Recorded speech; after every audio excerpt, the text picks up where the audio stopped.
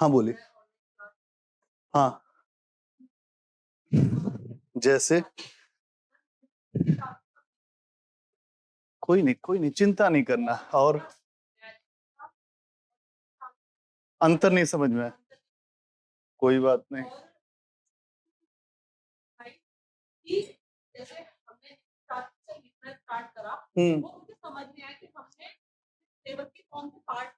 Starting नीति शास्त्र और मानवीय सहसंबंध पहले। हाँ हाँ हाँ, बोल लो बोल लो बोल लो बोल लो बोल लो, पहले तुम भी बोल लो तो उसके बाद बात होगी। पहले दिन में हम लोग की जो क्लास थी, हम आ गए, सांस ले लेंगे, सुनो। पहले दिन हम लोगों ने जब अपनी क्लास स्टार्ट की थी तो अपने सिलेबस पे स्टार्ट की थी, 2 दिन सिलेबस पे चर्चा की। हम्म हम्म हम्म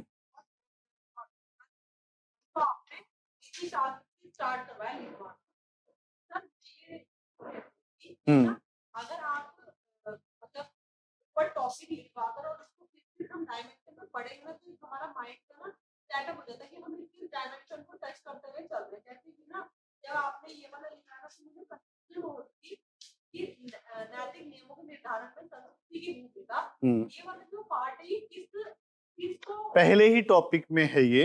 अभी आप ये समझिए, आप भले ही सिलेबस के पूरे टॉपिक पे एक एक चीज पे अपने जो नोट्स बना लीजिए, लेकिन क्वेश्चन आपको उससे नहीं मिलेंगे। ठीक। दूसरी बात, हम लोग जिस तरह से बात कर रहे हैं, एक बेसिक समझ को बनाते ही उस पर बात कर रहे हैं, और उसके लिए हम कुछ आपको पॉइंट्स नोट करा रहे हैं जो पहले टॉपिक, दूसरे टॉपिक, तीसरे टॉपिक और कहीं कहीं इंटरलिंक है। तो एक तरीका ये है कि बिल्कुल छाट के लिखें, तो वो तरीके से हम नहीं करा रहे, हम आपको मिक्स तरीके से करा रहे हैं। उसमें हम बीच बीच में जो केस स्टडी की भी चर्चा करेंगे, वो मेरा तरीका है। और दूसरी बात यह है कि पहले दिन हम लोग की चर्चा इसी पे हुई, फिर दूसरे दिन हमने सिलेबस को आगे बढ़ाया, तीसरे दिन हमने स्टार्ट किया नीति शास्त्र क्या, नैतिकता क्या। अब नीति शास्त्र क्या है? अब पहला प्रश्न तो आपका यह है कि नीति शास्त्र जो समझ में नहीं आया, क्योंकि नीति शास्त्र 3 ही शब्द हैं खास, 3 शब्द है ना खास।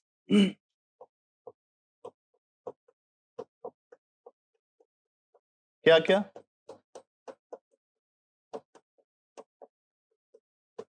और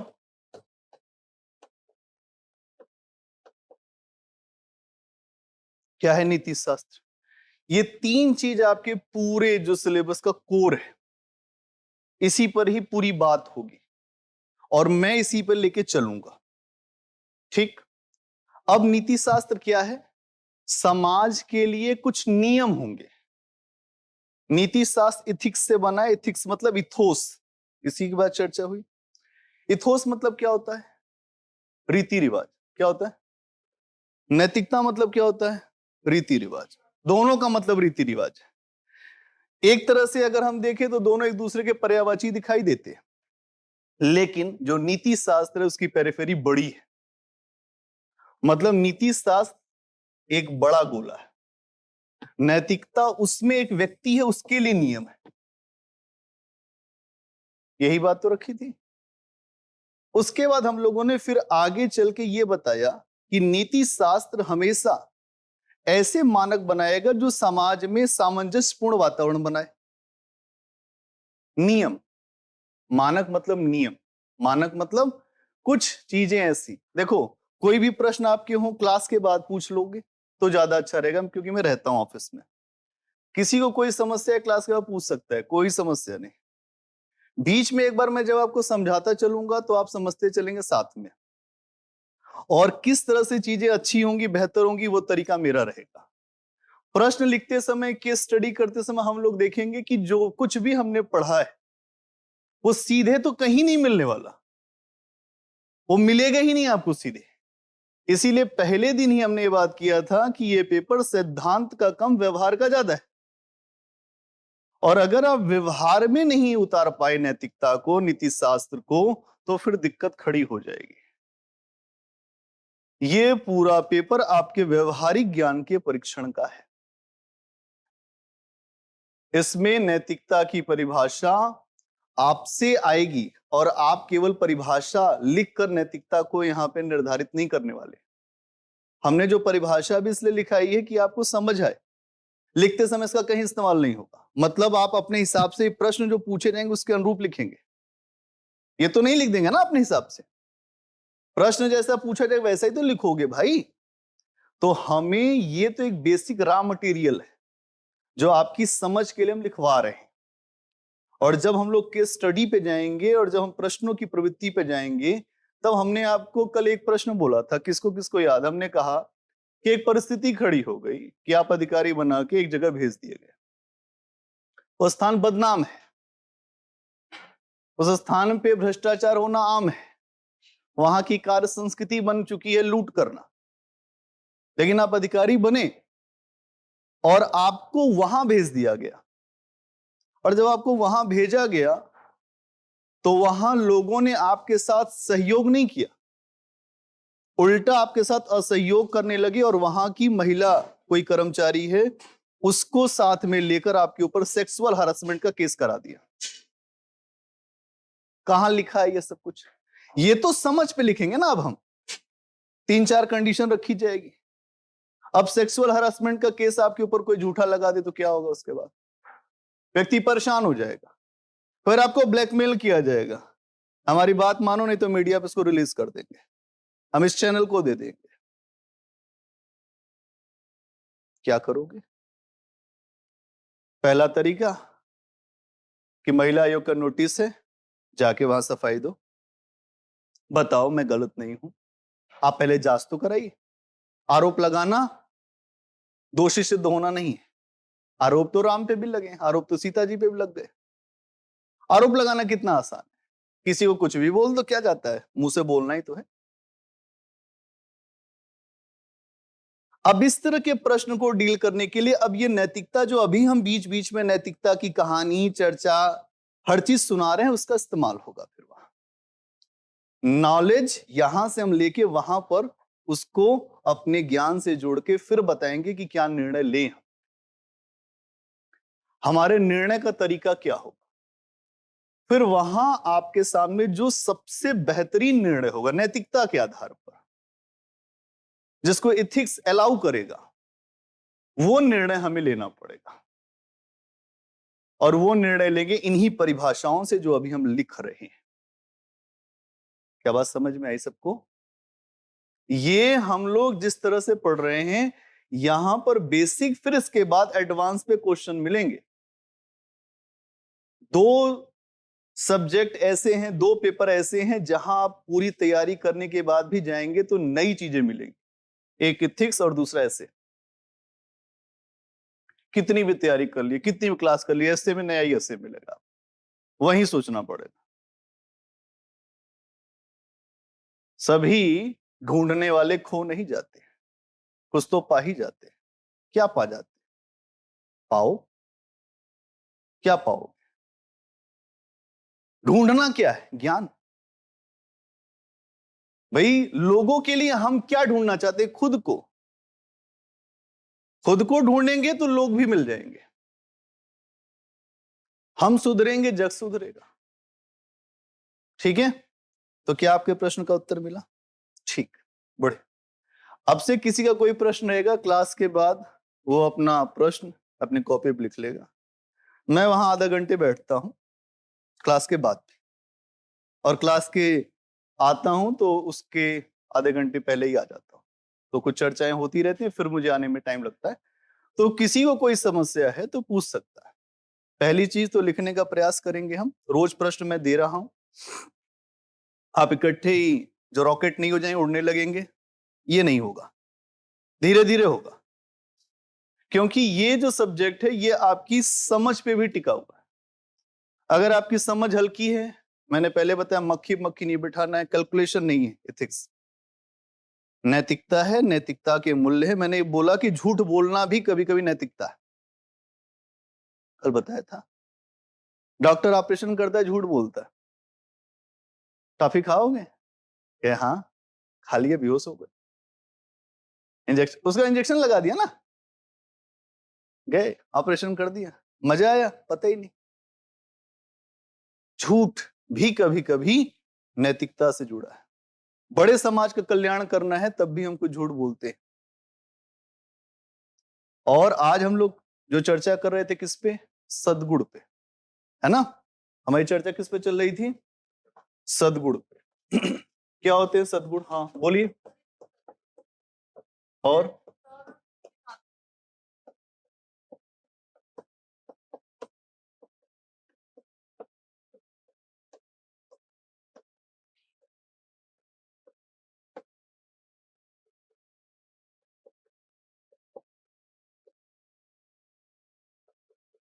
यहां लिखा है, इसको पढ़िए और बताइए।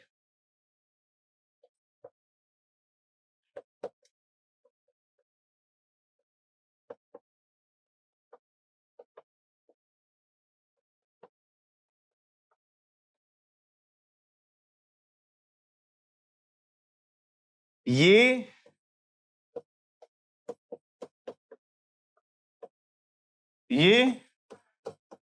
समूह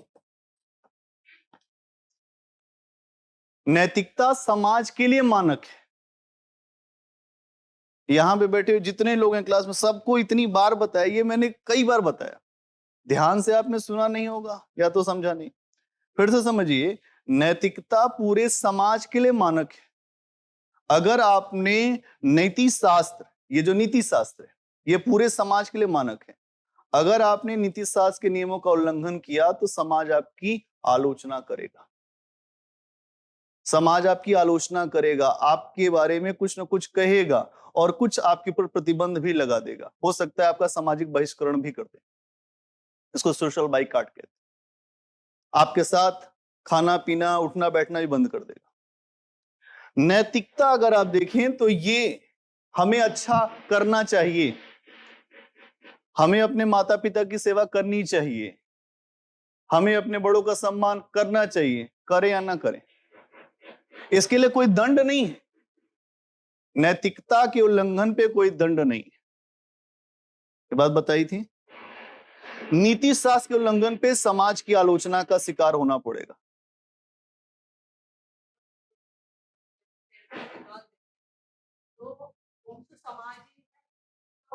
वो व्यक्तिगत संबंध, समाज आलोचना करता है लेकिन वो वहां पे समाज के जो जो सार्वजनिक नियम है वो बड़े नियम है ना। वो जो जो नियम है, जो सामाजिक नियम है, उसकी पेरिफेरी बड़ी है। और जहां व्यक्तिगत हमारे उनके संबंध हैं, ये संबंध खराब हो जाएंगे तो एक दूसरे की आलोचना कर देंगे हम, उसके लिए कोई दंड नहीं मिलेगा। कोई अपने माता पिता को छोड़ दे रहा है तो क्या आप उसको दंड दे रही हैं? फिर अच्छा, बहुत चर्चा करनी है तो क्लास के बाद, अभी हमें आगे बढ़ने दो क्योंकि हमें फिर बहुत ही रुकना पड़ जाएगा। तो ये समझ लो, नैतिकता का मतलब क्या है? ये व्यक्तिगत है। आप अपने माता पिता भाई बहन के साथ अच्छा पिता, अच्छा माँ, अच्छी बहन बनने के लिए इसकी बात है। आप अच्छे ही बन सकते हैं, बुरे बन सकते हैं, इसके लिए कोई आपकी आलोचना ही नहीं, वो आलोचना नहीं करेगा। लेकिन अंदर से ही आपको एक एक भाव आएगा कि मैंने खराब किया। नैतिकता के उल्लंघन पर अंदर से आत्मग्लानि आएगी, पश्चाताप होगा। और नीति शास्त्र पे ऐसा नहीं है, इसीलिए हम लोगों ने कहा कि नीति शास्त्र का जब उल्लंघन होगा तो क्या होगा? आपदा आ जाएगी। और इसका उल्लंघन क्या होगा तो क्या होगा? हादसा होगा। यह व्यक्तिगत मामला है। हादसा क्या होगा? व्यक्तिगत है। आपदा क्या होगा? सबके ऊपर, पूरे समाज पर। बात समझ में आ गई? हेडिंग बनाओ, सद्गुण। हो गया था सद्गुण। क्या होता है सद्गुण? होता क्या है पहले ये बताओ। तो श्रेष्ठ मनोवृत्ति का मतलब क्या है? और क्या होता है?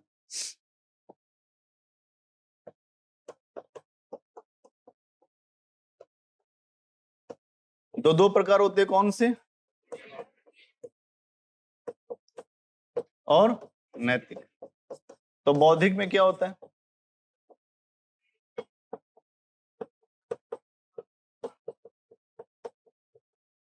चिंतनशील बनना।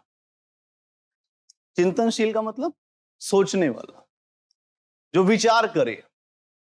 अगर हम विचार नहीं करते हैं तो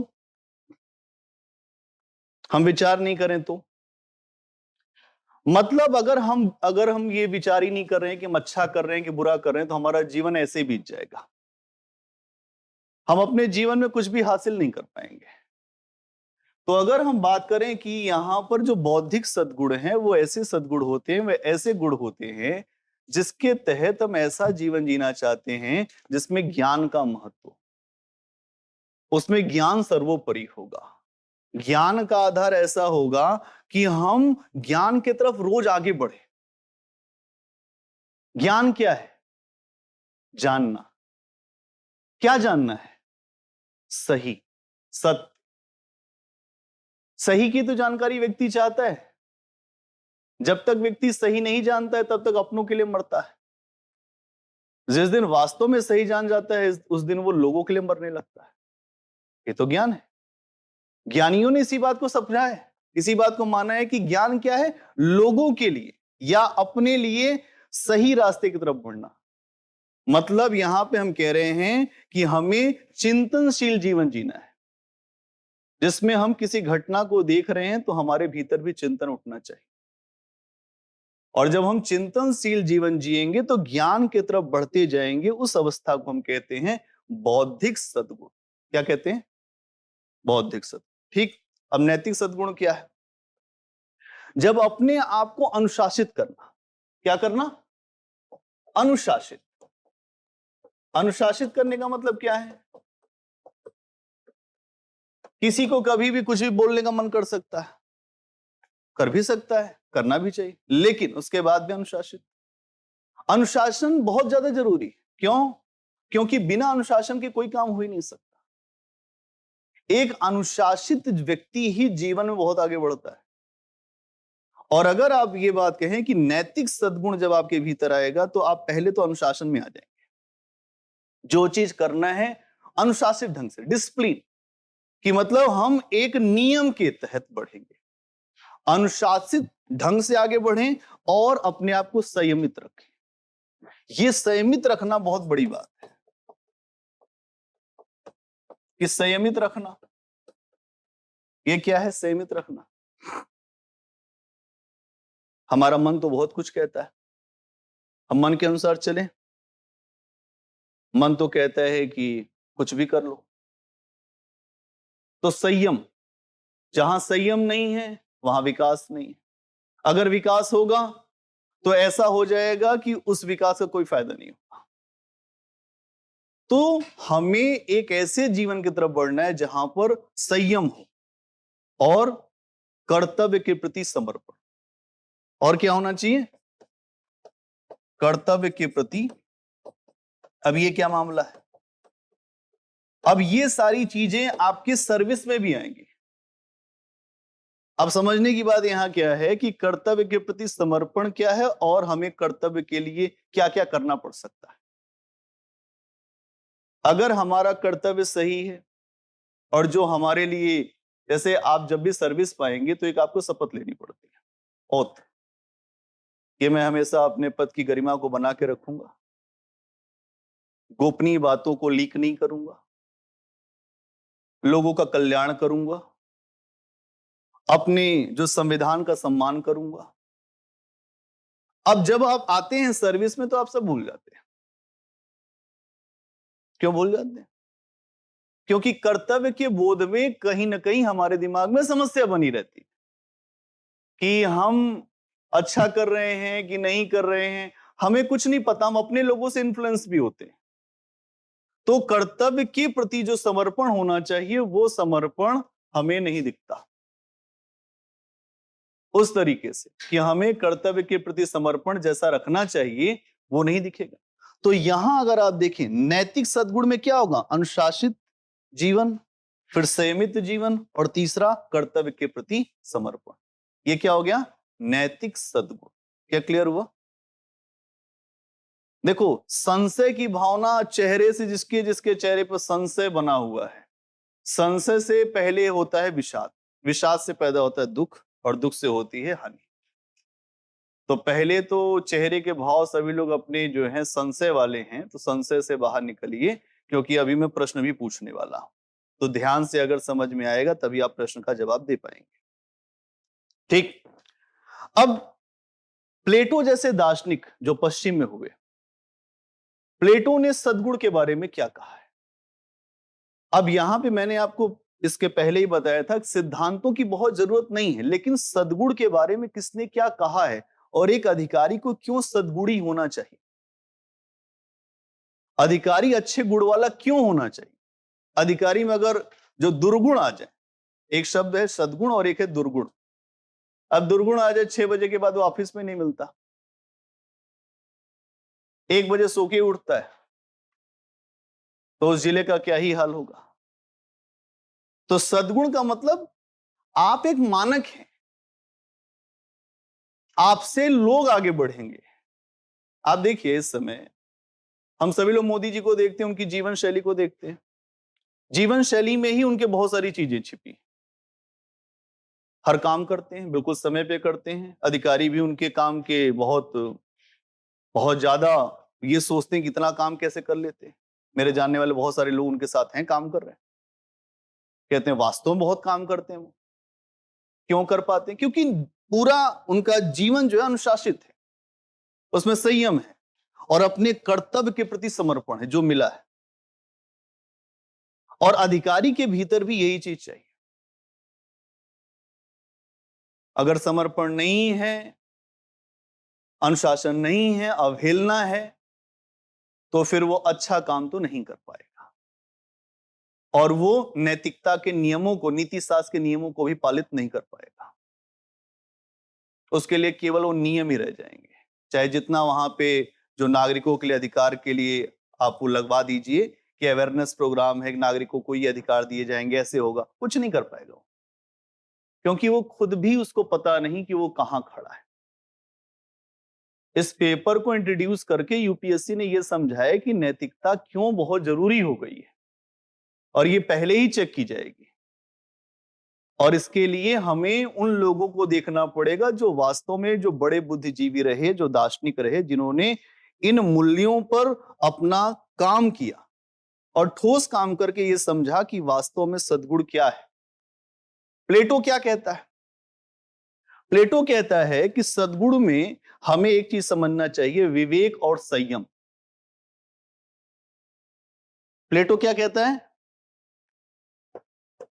प्लेटो कहता है कि हमें सद्गुण का मतलब हम क्या माने?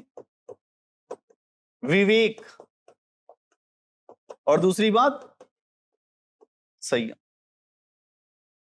तो विवेक क्या है? सही गलत तो पता चले हमें। यहां तो लोगों की स्थिति यह है कि जो जो सही है उसको भी गलत बोल रहे हैं, सही गलत का हम निर्णय नहीं ले पा रहे।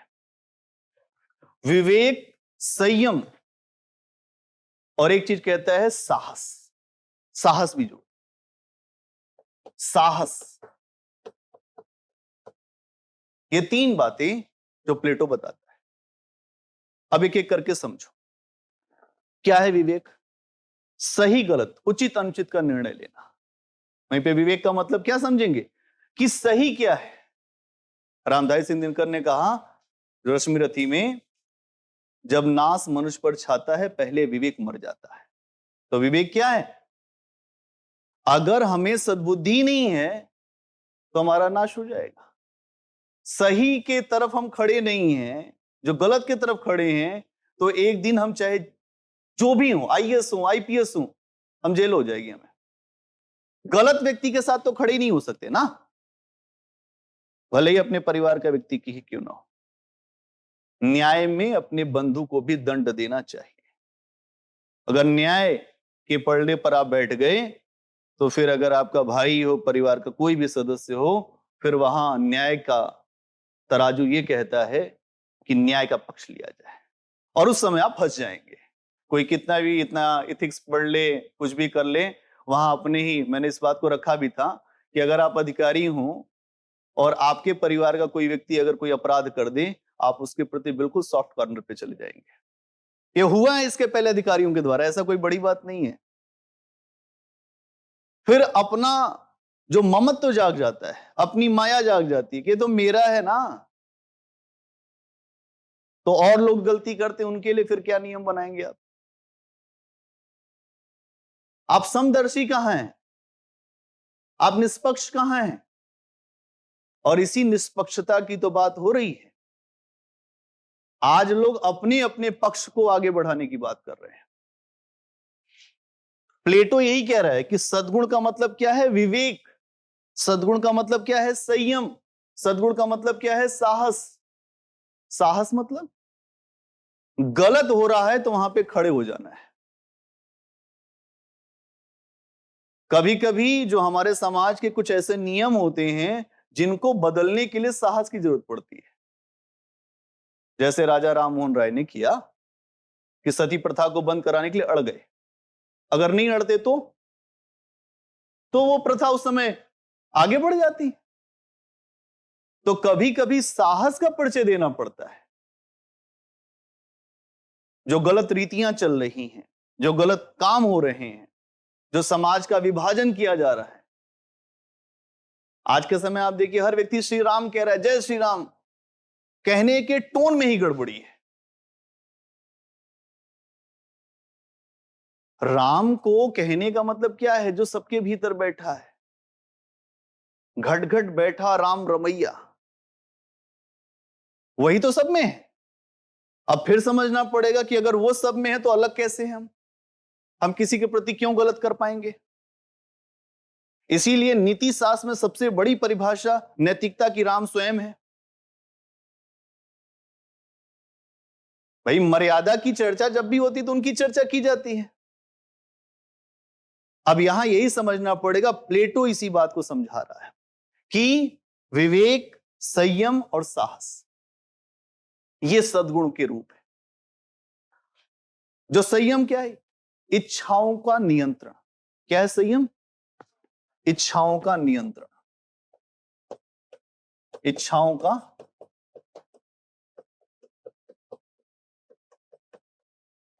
का नियंत्रण हो पाता है क्या? कितने लोग ऐसे हैं जो यहां बैठे हैं जो ये कहते हो कि मैं इच्छाओं का नियंत्रण कर लेता हूं? एक आदमी हाथ उठाए, मैं पूछूंगा उससे कुछ प्रश्न।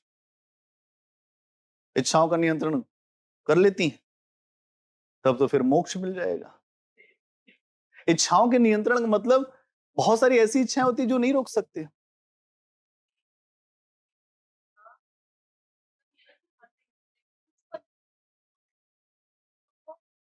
यही तो समस्या, यहां इच्छाओं पे नियंत्रण करना जितना आप आसानी से कह रहे हैं बहुत कठिन है।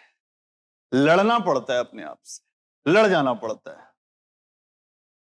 यहां तो चाहिए कितने लोगों में है, बात यह है कि चाहिए हमें सब कुछ अच्छा, लेकिन है कितने में अच्छा, ये बात हो रही है। चाहते तो हम सब है कि हमारे घर में कोई अच्छा हो जाए, लेकिन होता कहां है? उसके लिए मरना पड़ता है, जीते जी। जीते जी अपने स्वार्थ को त्यागना पड़ता है। तो यहां यह समझना पड़ेगा कि जो संयम मतलब क्या है? इच्छाओं का नियंत्रण करना। और अभी साहस का मतलब क्या बताया? विषम परिस्थिति चाहे जितनी हो जाए, धैर्य को नहीं छोड़ना है। विषम परिस्थितियों में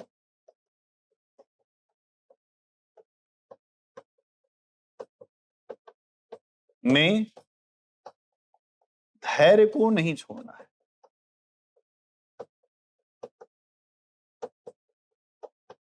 नहीं छोड़ना है। ये विषम परिस्थितियां आपके सर्विस में रोज आएंगी। कभी आप कोई एक्शन लेने जाएंगे, आपके खिलाफ लोग लेट जाएंगे, कहेंगे मैडम नहीं करने देंगे, सर नहीं करने देंगे, आप गोली तो चलवा नहीं देंगे। हो सकता है कोई आगे बढ़ के एक थप्पड़ आपको मार दे। बहुत होता है, ये कोई बड़ी बात नहीं। आज के समय तो वैसे ही लोग जो सहनशील नहीं रह गए, किसी में ज्यादा जो बर्दाश्त करने की क्षमता बची ही नहीं है। सहनशीलता खत्म हो गई समाज में। देखिए ये आ गई हैं, बर्दाश्त क्यों करें? कौन कहता है कि बर्दाश्त करो? हम तो कहते हैं लड़ जाओ। ये वो उतना ही। अरे भाई यहां कहां संदर्भ में, किस संदर्भ में बात हो रही है, वहीं रहो।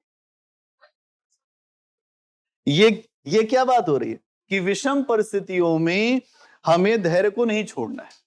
तो विषम परिस्थितियां क्या है?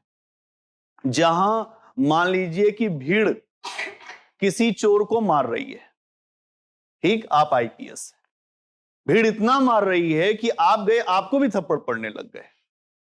भाई पुलिस, कभी कभी होता है ऐसा, क्योंकि खून सवार होता है भीड़ के ऊपर।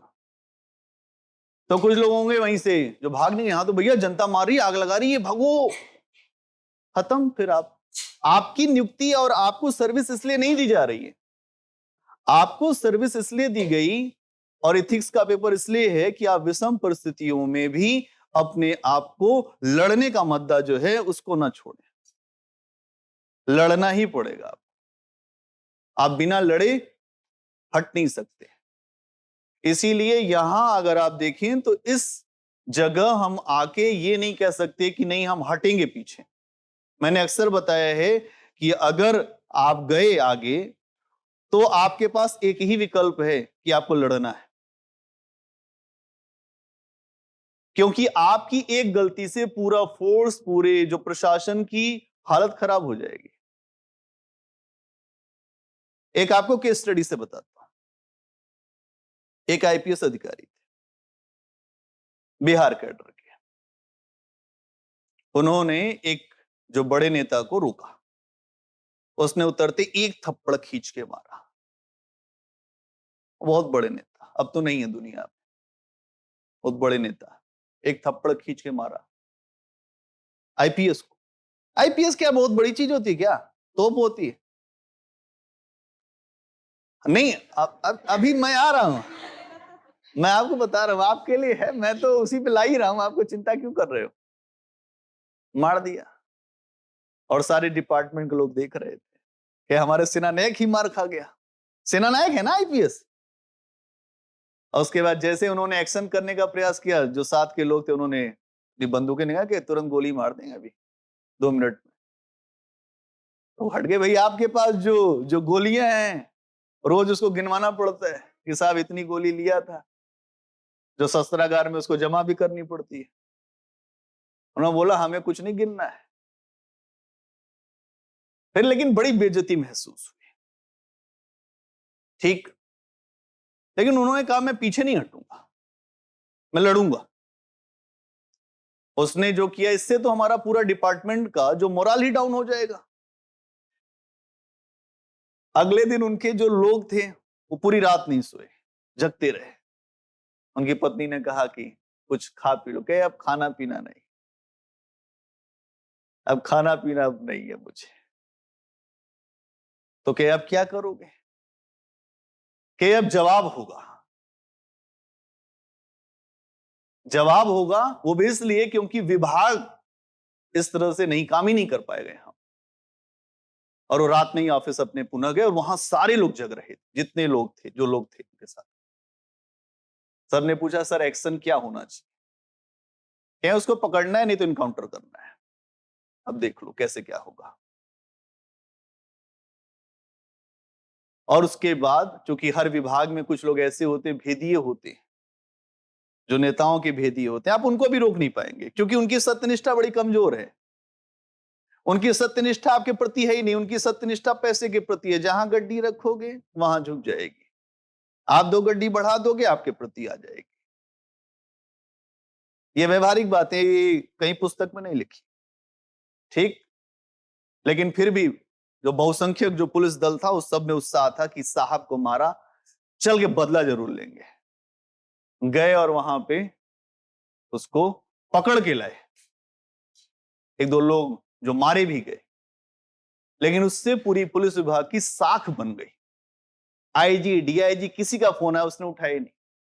अब एक तरीके से वो भी है कि ऊपर के लोगों के भी हैं दबाव, क्योंकि पूरे सिस्टम में ही दबाव है उस व्यक्ति का। लेकिन अगर चूंकि आप एक सेना नायक हैं तो फिर आपको परिचय देना पड़ेगा विषम परिस्थितियों में साहस का, अन्यथा आपके साथ वाले लोग मार दिए जाएंगे।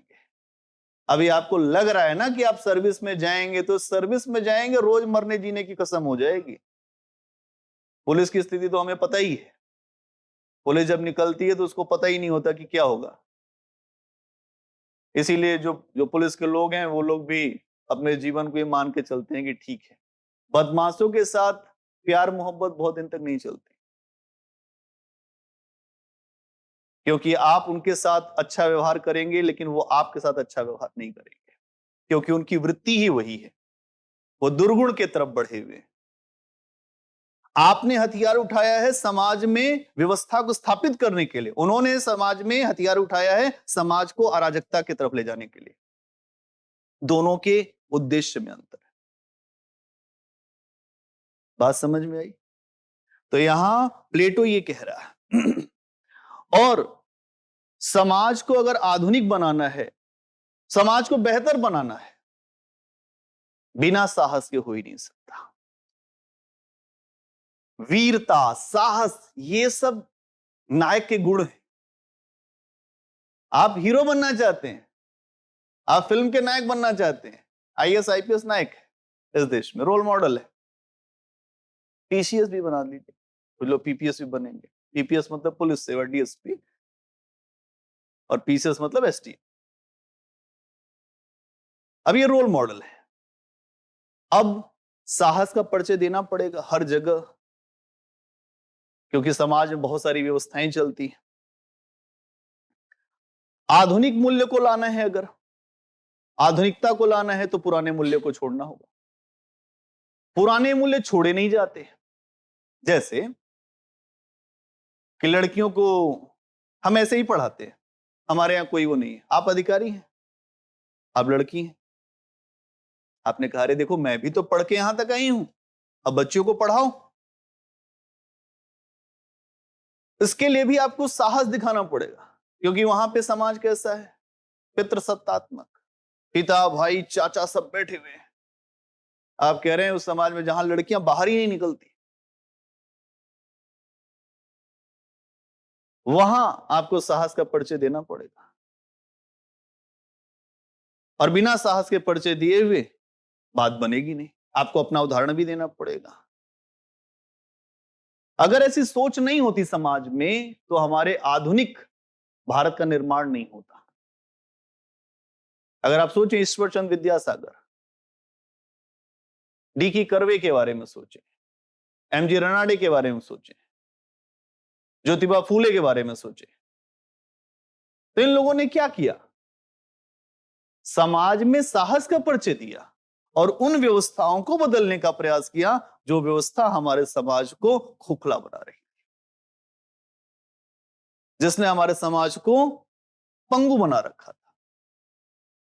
इसलिए साहस की बड़ी जरूरत पड़ेगी, बिना साहस के कुछ नहीं हो सकता। आज लड़कियों की जो शिक्षा है, इसमें सबसे बड़ा योगदान है ईश्वरचंद विद्यासागर का। इतिहास पढ़े, उन्होंने बहुत प्रयास किया एनी बेसेंट का। ये लोग आए, इन लोगों ने कहा नहीं लड़कियों को भी शिक्षा दीजिए, लड़कियां लड़कों से नहीं कम हैं। इसके प्रमाण हमें वैदिक काल में मिल चुके हैं, पूर्व वैदिक काल में ऋग्वेद के मंत्रों की रचना लड़कियां कर चुकी हैं।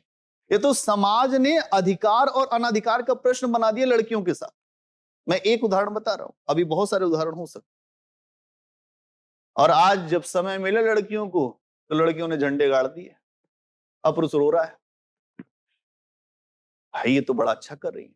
अच्छा करेंगे, अभी तो शुरुआत है, अभी तो शुरुआत है, अभी तो संसद में अच्छा करना है, वहां भी रिजर्वेशन की बात आ गई, वहां भी अच्छा करना है। लड़कियां जहां जाएंगे अच्छा ही करेंगे। क्यों? क्योंकि लड़कों की तुलना में लड़कियों में संवेदनशीलता ज्यादा है।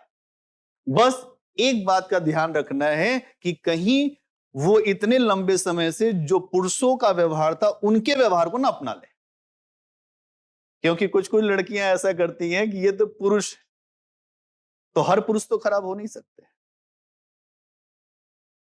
क्योंकि महिला विमर्श जो है, जहां नारी विमर्श है, वहां पे एक अलग तरीके का सिगुफा चलता है। केवल लड़कियों के लिए बात, अरे नहीं भाई, पूरे समाज की बात करनी पड़ेगी वहां, क्योंकि आपके लिए भी आवाज उठाने वाले पुरुष रहे, ये समझना पड़ेगा। आईपीएस है, कोई लड़की लड़के को देखी मारी 2 थप्पड़, क्या जानते आईपीएस है, क्यों मार दिया? पावर है। नहीं भाई, ये नहीं काम है, काम ये है कि आपको शक्ति मिली, आप बैलेंस हैं पूरी तरह से, महिला और पुरुष के भेद से ऊपर उठिए। अब आपको देखना है जो सर्व समाज, सबके लिए, उसमें हर व्यक्ति शामिल होगा। आ रही बात समझ में? क्यों भाई, कुछ आ रहा है समझ में कि नहीं समझ में आ रहा? इसके अलावा साहस और क्यों दिखाना पड़ेगा? लोकतांत्रिक मूल्यों को स्थापित करने के लिए। अभी मैं इसको आपको लिखवाऊंगा, बस केवल पहले सुन लो। लोकतांत्रिक मूल्यों को स्थापित करने के लिए, लोकतांत्रिक मूल्य कैसे स्थापित होंगे? लड़ना पड़ेगा। बराबरी कोई नहीं देगा, बराबरी कोई नहीं, किसी को देता ही नहीं है। आज महिलाएं लड़ रही हैं घर में कि मैं ही क्यों काम करूं सारा, तुम क्यों नहीं करोगे? मैं ही बर्तन मांजूंगी, खाना ही बनाऊंगी, बच्चों को भी पढ़ाऊंगी, स्कूल भी लेके जाऊंगी दौड़ के, फिर दौड़ के सब्जी भी लेके आऊंगी, तुम क्या करोगे भाई? ताश का पत्ता? केवल बाजार जाओगे शाम को? ये नहीं चलेगा, ये नहीं चलेगा। अगर लोकतांत्रिक मूल्यों की आप बात करें तो स्वतंत्रता, समानता, बंधुत्व, ये सब चाहिए ना। समानता, हर तरह के अधिकार दिलाने हैं। राजनीतिक न्याय उनको चाहिए, आर्थिक न्याय चाहिए, सामाजिक न्याय चाहिए। अपने संविधान को याद करो जरा, प्रस्तावना। भारत के लोगों को हम कैसा समाज देना चाहते हैं? समता मूलक समाज। अब ऐसे समाज को देने के लिए हमें क्या करना पड़ेगा?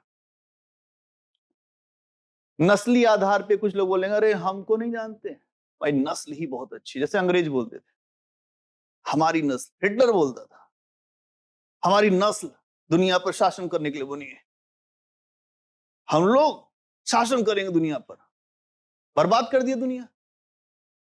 हिटलर ने जर्मनी में बोला कि वो जर्मनी बना के दूंगा जो 1000 साल में जर्मनी नहीं था, और वो जर्मनी बना के दिया कि वहां की पीढ़ियां रोने लगी खून के आंसू।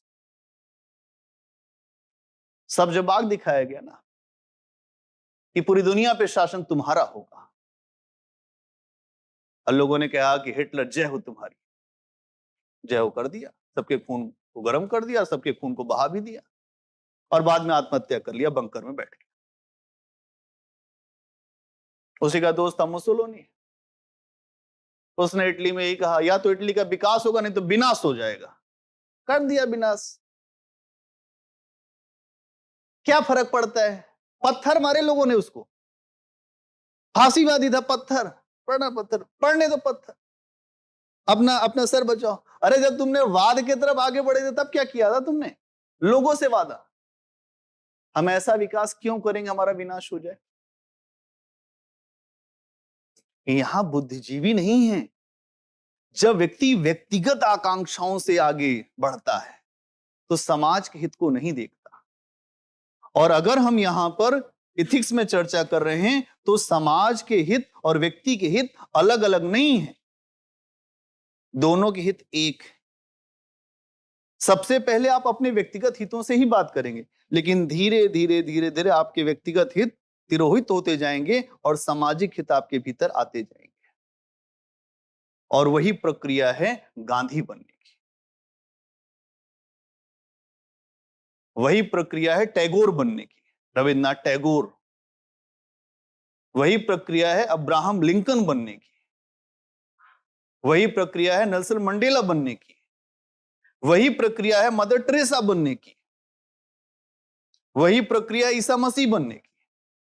तो प्रक्रिया है। मेरा दुख कितना कम है, दुनिया में कितना दुख है, तब अपने दुख को भूल जाता है व्यक्ति और दुनिया के दुख के लिए मर मिटता है। जितने बड़े नेता हुए दुनिया में, उनका स्ट्रक्चर कुछ ऐसा ही है। उनको अपने बारे में सोचना भूल जाते, सुध बुद्धि खत्म हो जाती है। गांधी जी को सुध बुद्धि खत्म हो गई थी बाद में, अपने शरीर का उनको ध्यान ही, जब भी उनको मुश्किल आती थी अपने शरीर को दांव पे लगा देते, जा लगा दिया दांव पे, मरूंगा या जीऊंगा फर्क नहीं है। और जब ये करते थे ना, देश में उबाल आ जाता था। लोग जो, जहां गांधी एक जो प्रतीक हो गए थे। गांधी को देखने के लिए मुंशी प्रेमचंद वहां उमड़ गए थे कि थोड़ा देखा है गांधी जी को कैसे। गांधी अपने आप में, उनके बारे में बहुत सारी कहावतें थी कि भगवान के दूत हैं जरूर कुछ न कुछ, क्योंकि गांधी जी ने प्रयोग करके दिखा दिया। वही है नैतिकता। पढ़ने से तुम्हें नैतिकता नहीं आएगी। हाँ, उसको बढ़ाना पड़ेगा। हम लोग बढ़ाएंगे, यहां रोज कुछ ना कुछ नैतिकता बढ़ाएंगे, देखेंगे कौन कितना नैतिक होता है। क्लास के बाद पता चलेगा, आखिरी दिन जो यहां से निकलेंगे आप लोग, तो आप लोग को सम्मानित किया जाएगा कि कौन कितना नैतिक हुआ। और नहीं हो पाएंगे तब भी आपको सम्मानित किया जाएगा, क्योंकि आप अनैतिक हो जाएंगे। दो ही स्थितियां बनेंगी, या तो नैतिक या अनैतिक। जो तटस्थ है समय लिखेगा उनका इतिहास। जो तटस्थ हैं, इधर भी नहीं उधर भी नहीं है, फिर वो कहीं नहीं है। न वो राम में है न वो रहीम में है, वो कुछ में ही नहीं जा पाएंगे। बढ़िया, आप लोग ठीक ठाक समझ पा रहे हैं मुझे लग रहा है। और क्या है, तो यहां अगर आप देखें नस्लीय भेदभाव जो मैंने अभी आपको बताया, जातीय भेदभाव, इसी को तो खत्म करना है। भाई पहले लोग एक दूसरे का छुआ खाना नहीं खाते थे। ब्राह्मण लोग हैं कि छू दिया, हटाओ जल्दी हटाओ हटाओ हटाओ। देख लेते तो नहीं खाना खाते थे, छूने की बात छोड़। अलबरूनी लिखता है कि मैंने वो बस्तियां देखी भारत में जहां पर लोग जाते ही नहीं थे, और उन बस्तियों के लोग जब निकलते थे तो डंडा बजा के निकलते थे कि मैं आ रहा हूं, तुम हट जाना। तो भाई मैं इतिहास का आदमी हूं, इतिहास से आपको बताऊंगा, जो दर्शन से ही बताऊंगा, तो समझना पड़ेगा कि समाज की व्यवस्था कैसी थी। अब आप कह रहे हैं लोकतंत्र स्थापित, कैसे करेंगे लोकतंत्र स्थापित? विवाह, अनुलोम प्रतिलोम विवाह, बहुत सारी चीजें उसमें, जो निचले पायदान पे लोग थे, समाज के बीच में गतिशीलता को रोक दिया गया था। कोई किसी से मिल नहीं सकता, कोई किसी के भोज में शामिल नहीं हो सकता। सारी जातियों के अलग अलग भोज थे, और फिर उनको समाज में दंडित करने के लिए अलग स्थान पे रख दिया गया। अनुलोम और प्रतिलोम विवाह क्या होता है? हाँ, अगर प्रतिलोम विवाह है तो इसका मतलब यह है कि वहां पर जो पुरुष होगा वो निम्न जाति का होगा, और जो महिला होगी वो उच्च जाति की। यही तो होगा। अनुलोम विवाह को फिर भी मान लिया, वहां उच्च जाति का पुरुष होगा और निम्न जाति की महिला होगी, उसको समाज में स्वीकार किया गया, क्योंकि बड़े लोग तो कुछ भी कर सकते हैं। दिक्कत तो तब खड़ी होती है जब छोटे लोग कहते हैं कि हम भी करेंगे। गलत था, हम तो बिल्कुल उसके खिलाफ हैं यार, हम तो उसके खिलाफ चलते हैं। एकदम गलत था। आज नहीं हो रहा क्या? आज तो एक धर्म से दूसरे धर्म में हो जा रहा है, एक नस्ल से दूसरे नस्ल में हो जा रहा है। अब क्या बचा? कहां गए धर्म के ठेकेदार? चले गए सब अजल के मुख में, चले गए सब। अरे बहुत लोगों को दंडित किया है, इसी मानवता को इतना दंड मिला है, और केवल भारत में नहीं पूरी दुनिया में मिला है। आपको पता है पूरे यूरोप में एक कोरवी नाम का टैक्स लगता था, जिसमें जबरन लोगों को काम करना पड़ता था ऊपर वालों के लिए। ये भारत में भी था। ये ऐसा नहीं है कि जो भारत में है वो पूरी दुनिया में भी दिखेगा। कोरवी टैक्स लगाते, बड़े लोगों के यहां जाएंगे तो फ्री में काम करना पड़ेगा, क्योंकि वो बड़े हैं। दे दिया एक दो रोटी, ठीक है खा लो, बोलो मत, आंख में आंख डाल के बात नहीं कर सकते आप बड़े आदमी से। तो समाज ऐसा है। अब वहां लोकतंत्र की स्थापना करनी है तो साहस चाहिए कि नहीं? नहीं तो बहुत डंडे पड़ेंगे। आप ये सोच लीजिए कि आप ऐसी नौकरी की तरफ आगे बढ़ रहे हैं, अभी तो बहुत सारी चीजें सुधर गई, लेकिन फिर भी कुछ ऐसे इलाके हैं जहां आज भी गांव अपने हिसाब से चलता है, वहां के नियम अपने हिसाब चलते हैं, सरपंच जो बताता है वही चलता है। खाप पंचायतें निर्णय ले लेती हैं, वही होता है। गांव के बड़े बुजुर्ग ने जो बात बोल दी तो बोल दी कि प्रेमी युगल को दोनों को टकला कर दो, कर देंगे। होता नहीं? आप हंस रहे हैं? हाँ, फांसी दे देते, ये भी कह रही हैं फांसी देते, हाँ दे देते होंगे। फांसी तो अभी नहीं दे रहे हैं, अब तो थोड़ा सा डर गए हैं, उनको पता है कि फांसी दे देंगे तो वो काम गड़बड़ हो जाए, लेकिन इतना काम कर देते हैं कि जिससे ज्यादा दंड ना मिले और आवाज दूर तक फैल जाए। हाँ, ये ना, ये चीज भी दिखाई देगा। इसके अलावा धार्मिक भेदभाव, धर्म के आधार पर भेदभाव। जब भारत में मुसलमानों का शासन था तो जजिया देना पड़ता था हिंदुओं को। क्यों? हिंदू धर्म को मानते इसलिए। जजिया दूं? अकबर को नहीं अच्छा लगा, अकबर ने कहा ना, मैं जजिया नहीं लूंगा। तीर्थ यात्रा कर लगता था, हिंदू तीर्थ यात्री जाते थे तीर्थ यात्रा, उसने कहा नहीं, ये भी नहीं लूंगा। और उसने एक सीढ़ी और आगे बढ़ के ये कह दिया कि भाई फतेहपुर सीकरी में मंदिर भी रहेगा। और एक सीढ़ी और आगे बढ़ गया, उसने कह दिया कि जो कृष्ण जन्माष्टमी होती है उस दिन मैं भी उपवास रखूंगा। अकबर इसीलिए यूनिक है, महान है, इसलिए अकबर को जिसने पढ़ा नहीं वो बेकार है, वो नहीं जानता क्या है सब रास्ता। इसीलिए समझना पड़ेगा किस तरह के भेदभाव, जो धार्मिक भेदभाव हैं, जातीय भेदभाव हैं, नस्ली भेदभाव हैं, उस सारे भेदभावों को समाप्त साहस के बल पे किया जाएगा। इसीलिए साहसी जीवन ही जीवन है। इसीलिए साहसी जीवन ही जीवन है। पच रहा है कि ऊपर से जा रहा है? हाँ, ऊपर से नहीं जाना चाहिए। अब लिख लेते हैं, ठीक है, बहुत बढ़िया।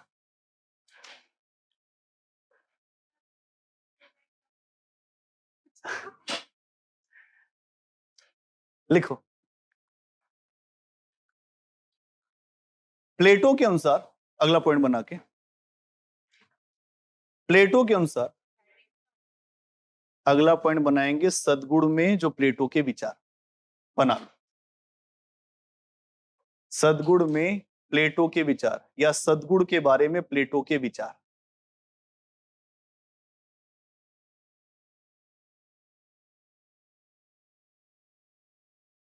सद्गुण के बारे में प्लेटो के विचार।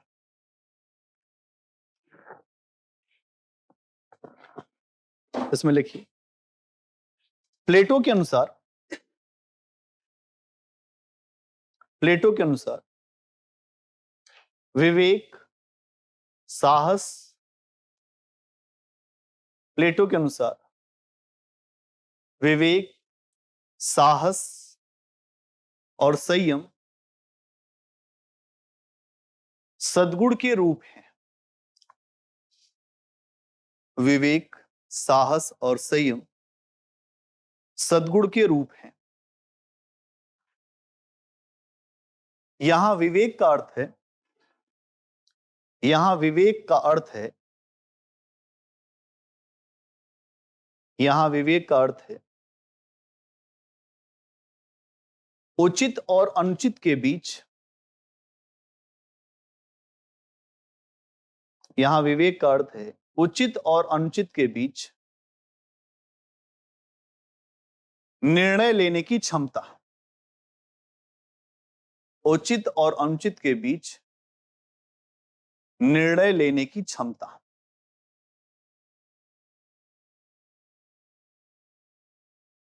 अगला पॉइंट बनाइए, साहस का अर्थ है, साहस का अर्थ है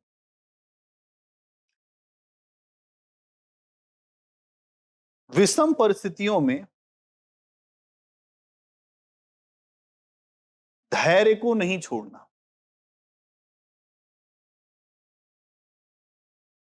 साहस का अर्थ है विषम परिस्थितियों में धैर्य को नहीं छोड़ना।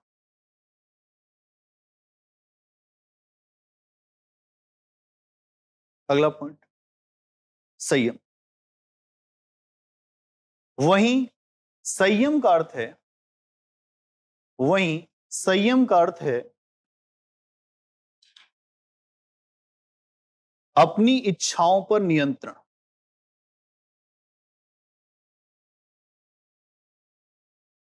अपनी इच्छाओं पर नियंत्रण। अगला पॉइंट, समाज को आधुनिक बनाने के लिए, एकदम नया पॉइंट बने अलग से, समाज को आधुनिक बनाने के लिए, समाज को आधुनिक बनाने के लिए एवं उसे बेहतर करने के लिए साहस की अति आवश्यकता है।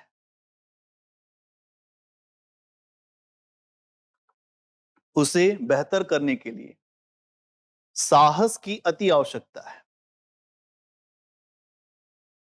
जैसे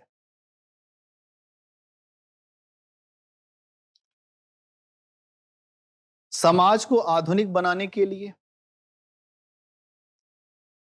समाज को आधुनिक बनाने के लिए सामाजिक मूल्यों, समाज को आधुनिक बनाने के लिए सामाजिक मूल्यों का समावेश, समाज को आधुनिक बनाने के लिए, जो सामाजिक मूल्य लिखा है क्या, आधुनिक मूल्य वहां कर दो। जो समाज को आधुनिक बनाने के लिए आधुनिक मूल्यों का, आधुनिक कर देना, समाज को आधुनिक बनाने के लिए आधुनिक मूल्यों का समावेश करके, आधुनिक मूल्यों का समावेश करके सामाजिक कुरीतियों को, समावेश करके आधुनिक मूल्यों का समावेश करके सामाजिक कुरीतियों को, कुरीति, हाँ, सामाजिक कुरीतियों, बुराइयों, हाँ, कुरीतियों को का विरोध आवश्यक है। कुरीतियों का विरोध आवश्यक है, विरोध आवश्यक है, जिसके लिए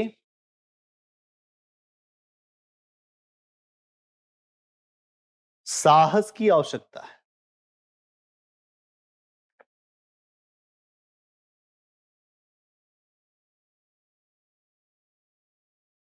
उदाहरण के लिए ईश्वरचंद विद्यासागर, राजा राम मोहन राय, ईश्वरचंद विद्यासागर, ईश्वरचंद्र विद्यासागर, राजा राम मोहन राय, ज्योतिबा फूले,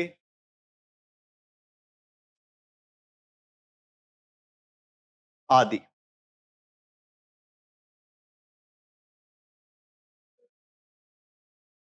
ईश्वरचंद विद्यासागर, राजा राम मोहन राय, ज्योतिबा फूले आदि, बहुत सारे विचारक। अगला पॉइंट, समाज में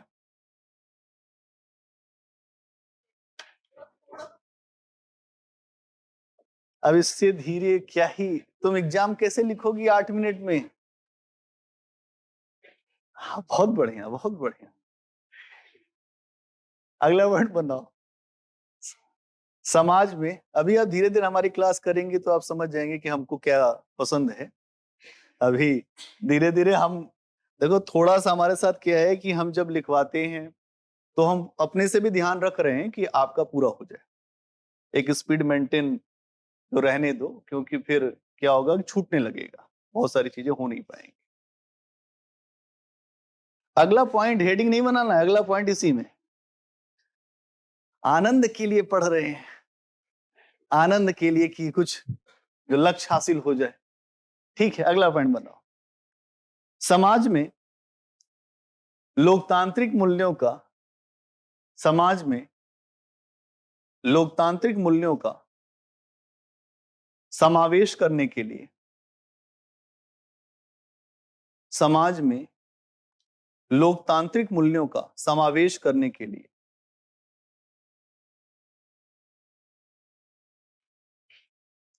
समावेश करने के लिए साहस की आवश्यकता है, साहस की आवश्यकता है। वहीं ब्रैकेट में लिख दीजिएगा नस्लीय भेदभाव, वहीं ब्रैकेट में लिख दीजिए नस्लीय भेदभाव, जातीय भेदभाव, धार्मिक भेदभाव, नस्लीय भेदभाव, जातीय भेदभाव, धार्मिक भेदभाव आदि। इसके उदाहरण में कोई नेता? बहुत सारे हैं।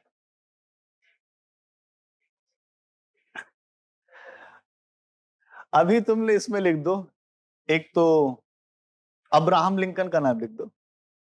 अब्राहम लिंकन, अमेरिका के अब्राहम लिंकन, अलग से लिख दो। उदाहरण अब्राहम लिंकन, अब्राहम लिंकन लिख लिया कि नहीं लिखा? भाई ऐसा भी हो सकता है कुछ लोग ना लिख पाए। अब्राहम लिंकन, अरे यार मोदी जी क्यों लिखोगे? मार्टिन लूथर लिखो, अभी हम तुमको बता रहे हैं। मार्टिन लूथर, नाम ही नहीं सुना तुम लोगों ने कभी।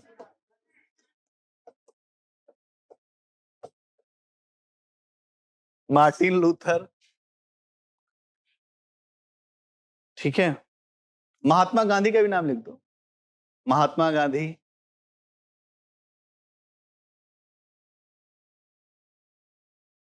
फिर नेल्सन मंडेला लिख दो।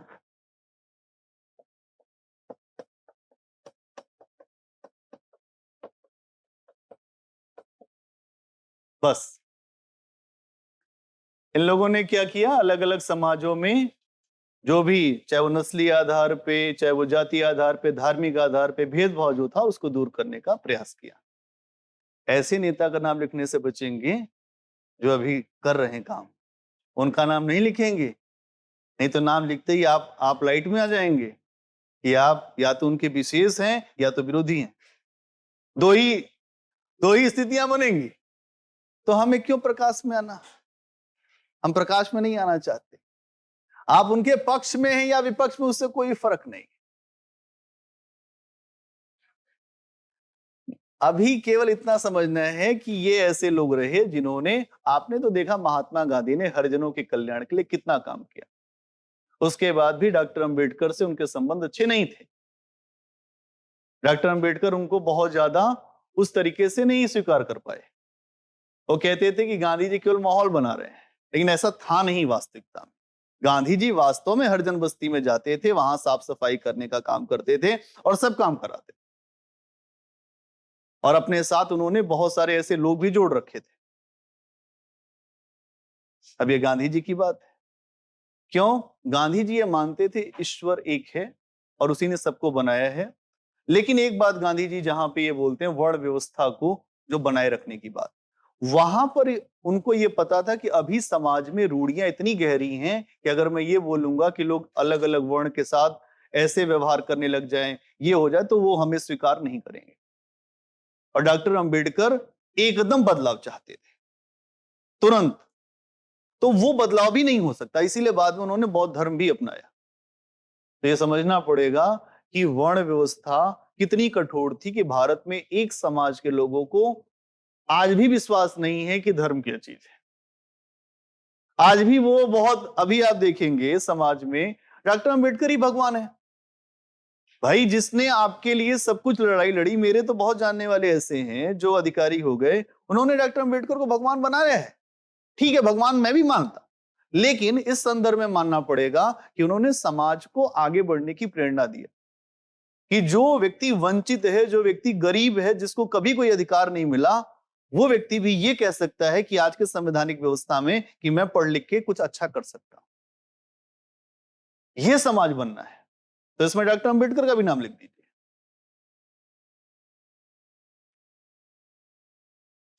लिख दीजिए डॉक्टर अंबेडकर का नाम। आ रहा है कुछ समझ में?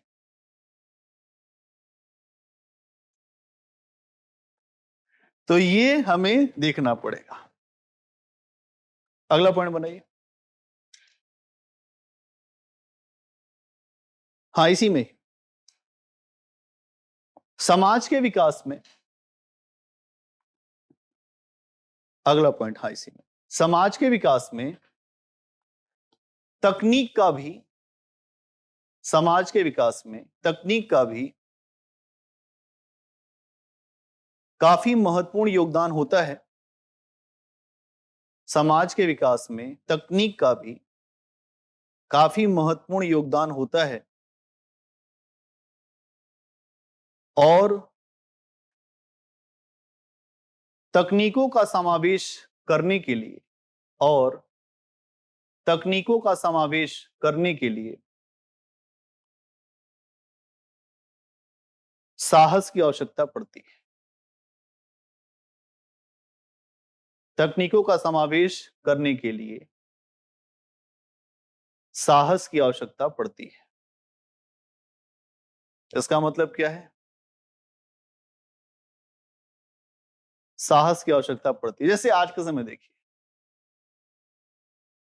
अब मेडिकल साइंस आ गया, बहुत सारी ऐसी बीमारियां हैं जो लोगों को होती हैं। पहले तो ऐसा था कि अलग अलग समाज के लिए अलग नियम बना रखे थे। अब तो भाई हमें तो तकनीक की जरूरत है तो जाना ही पड़ेगा वो डॉक्टर के पास। उसमें आप अब उसमें कहते नहीं हमारे घर की महिलाएं नहीं निकलती, एक ये कहने से छुट्टी नहीं मिलेगी। आपको बताना पड़ेगा भाई कि अगर जो बच्चों की डिलीवरी होनी है तो वो हॉस्पिटल में होगी, संस्थागत रूप से होगी, जो प्रसूति जो भवन बना रखे हैं। अब ये समझना पड़ेगा कि ये बातें बोलने के लिए भी समाज में आपको साहस दिखाना पड़ेगा। अब तो लोग समझ गए हैं, पहले नहीं समझते थे। मर जाती थी महिलाएं, घरों में ही सब कुछ होता था और वहीं के लोग करते थे जो सराउंडिंग में। ये बात है कि आज का समय कैसा है, जो तकनीक का समय है, टेक्नोलॉजी का समय है, और उसका इस्तेमाल भी समाज में अगर करना है तो उसके लिए भी साहस की आवश्यकता पड़ेगी। तो साहस एक बहुत बड़ा मूल्य है जिसका इस्तेमाल हमें हर जगह करना पड़ता है। ऐसे जो आईएएस कौन बनेगा, इसमें साहस होगा। हल्के लोग वैसे ही छट जाएंगे, साहस ही नहीं है। कि चुन्नू भैया तैयारी करने जा रहे थे तो हम भी चले आए, जो दीदी भी चली आई, तो तैयारी करने के लिए कोई आएगा तो नहीं हो पाएगा, किसी को देख के कोई आएगा तो नहीं हो पाएगा, नकल करने से कोई कभी किसी का कुछ नहीं कर सकता। और अंदर से आना चाहिए, नहीं बनना है। वो अंदर से तब आएगा जब पढ़ेंगे, नहीं तो बाहर से ही केवल कहेंगे हम तो आईएएस की तैयारी करते हैं। कहने में अच्छा लगेगा लेकिन कुछ समय बाद भूल जाएंगे आप। तो यहां ये बात जो प्लेटो ने कही जो सद्गुण के बारे में। इसी क्रम में आगे बढ़ते हैं। सुकरात, कौन है सुकरात? कौन है?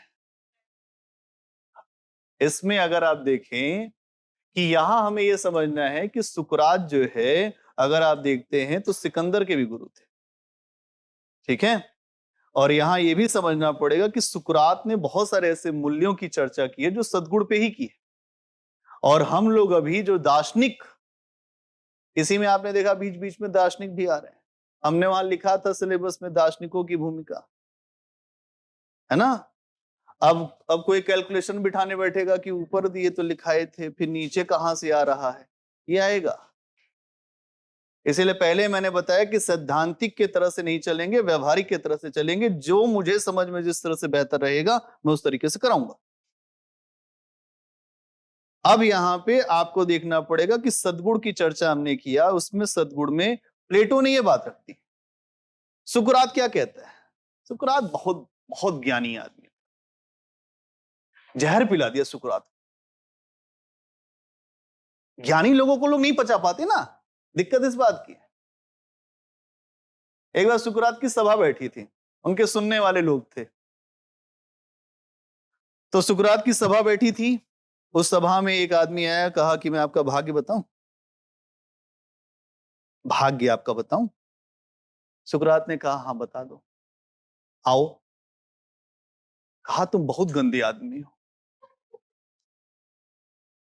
तुमने बहुत पाप किया है ना इसके पहले। सुकरात कुछ नहीं बोला। फिर सुकरात ने अपने एक शिष्य को बुलाया, कहा कि वो लेके आओ, चद्दर लेके आओ जल्दी से, कि चद्दर उड़ाओ और सम्मानित करो। क्या ठीक बोल रहे हो, था मैं गड़बड़, लेकिन अब नहीं हूं। मैंने अपनी वृत्ति बदल दी। मैं जो था अब नहीं हूं। मैं जो था अब नहीं हूं। अब मेरे में मेरा कुछ बचा नहीं। अब मैं उसका हो गया हूं। अब किसका हो गया है? ये तो दर्शन है। इसीलिए तो फिलॉसफी पढ़ाते हैं। एथिक्स के पेपर में फिलॉसफी बहुत ज्यादा है, और जिसको दर्शन की समझ नहीं, वो एथिक्स समझ भी नहीं पाएगा। क्योंकि अब सुकरात जो है मैं से हम हो गया है। मैं से हम होने का मतलब सब में वो है। उसने ये बात बोली कि ये जो बात बोल रहा है वो ठीक है, मैं पहले अच्छा नहीं था, लेकिन अब मैंने अपने मन की प्रवृत्ति को बदल दिया है। अब मेरे मन में ज्ञान है, और मेरे उसी ज्ञान से तुम लोग यहां बैठे हो। अगर इसकी बात तुम मानते हो तो तुम यहां से जा सकते। अपने शिष्यों से कहा, भरी थी सभा खचाखच, और उसमें उसने बोला कि तुम दुष्ट हो, तुम ये हो, तुम वो। फर्क नहीं पड़ा सुकरात। ये वो सुकरात है बोलेगा। इसने सिकंदर को भी बोला था, कहां जा रहा है? कहा मुझे पहचानते नहीं, मैं अलेक्जेंडर ग्रेट, महान अलेक्जेंडर जिसने सब जीता है। कहीं आप कहां जा रहे हैं? कहीं इधर सब जीतना है, भारत और सब जीत के आता हूं फिर प्रणाम करता हूं आप। सुकरात बड़े महान व्यक्ति थे, उन्हें सब कुछ पता था। उन्होंने कहा समय नहीं है तुम्हारे पास सिकंदर। सिकंदर का पहली बार किसी ने उत्तर दिया था। नहीं तो सिकंदर जब बोलता था लोग कहते यस सर, कोई जवाब भी सिकंदर का नहीं दे पाता था। अखलीस वंश में वैसा कोई जन्मा ही नहीं यूनान में। अखलीस वंश का था सिकंदर। सेनापति केवल उसकी आंखों से डरते थे, इधर से उधर कर देता था तुरंत जो गर्दन कट जाती है लोगों की।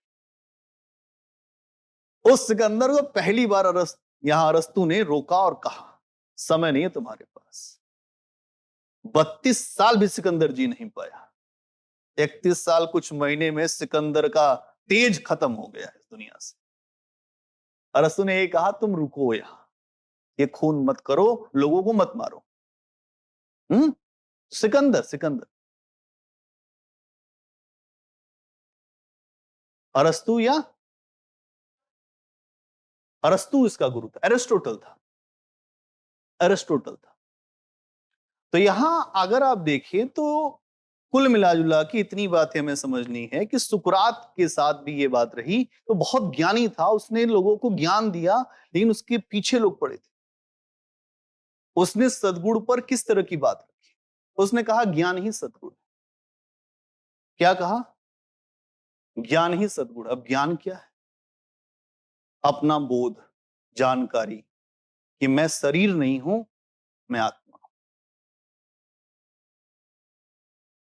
अब ये बात अगर कोई जान ले तो लोगों के साथ वो गलती करना बंद कर देगा। तो समझ में आ रहा है? ऊपर से उड़ रहा है? नहीं उड़ गया। हाँ, इसीलिए चेहरे पे वो भाव बना, इसीलिए मैंने तुरंत पूछ लिया कि बाद में उसके लिए दिक्कत ना पैदा हो। क्या कह रहा है सुकरात? ज्ञान ही सद्गुण है। ज्ञान क्या है? उचित अनुचित की जानकारी होने लग गया। सही क्या है, गलत क्या है, मैं ये समझने लगूं कि सही क्या है, गलत क्या है। अगर ये समझ ही नहीं पा रहा हूं तो फिर ज्ञान नहीं है। व्यक्ति गलत काम इसलिए करता है उसको ज्ञानी नहीं है। वाल्मीकि गलत काम कर रहे थे, उनको पता ही नहीं। सुकरात की बात तो सही है।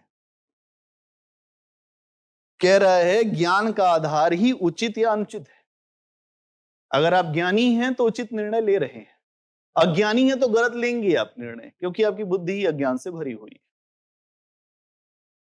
और व्यक्ति कभी भी गलती इसीलिए कर रहा है कि उसको वास्तव में जानकारी ही नहीं है कि क्या सही है, ज्ञान क्या है। कहता है सुकरात की ज्ञान का उदय उस समय होता है जब व्यक्ति सत्यनिष्ठ होता है और कर्तव्यनिष्ठ होता है। क्या बात है। ज्ञान का उदय उस समय होगा जब व्यक्ति सत्यनिष्ठ हो और कर्तव्यनिष्ठ हो, सत्य के प्रति निष्ठा टिक जाए वो, और कर्तव्यनिष्ठ। कह दिया कि 4 बजे ये काम होगा तो होगा, ये काम इतने समय में होगा तो होगा।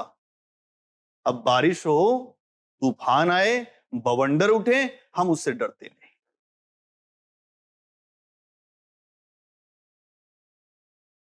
इसकी जरूरत आपको है बहुत, तैयारी करते समय तो इसकी बहुत जरूरत है। यहां लोग रोना इसी बात का रो रहे हैं। कोई मसीहा आ जाता, वो हमको बता देता, हम कर जाते सर। अरे कैसे कर जाते? करने के लिए तुम आगे बढ़ो, कोई ना कोई आ जाएगा, कोई ना कोई जो बता देगा। रुको मत, उत्तिष्ठ, उठ जाओ, चलने लगो, रुको मत, आत्मदीपो भव।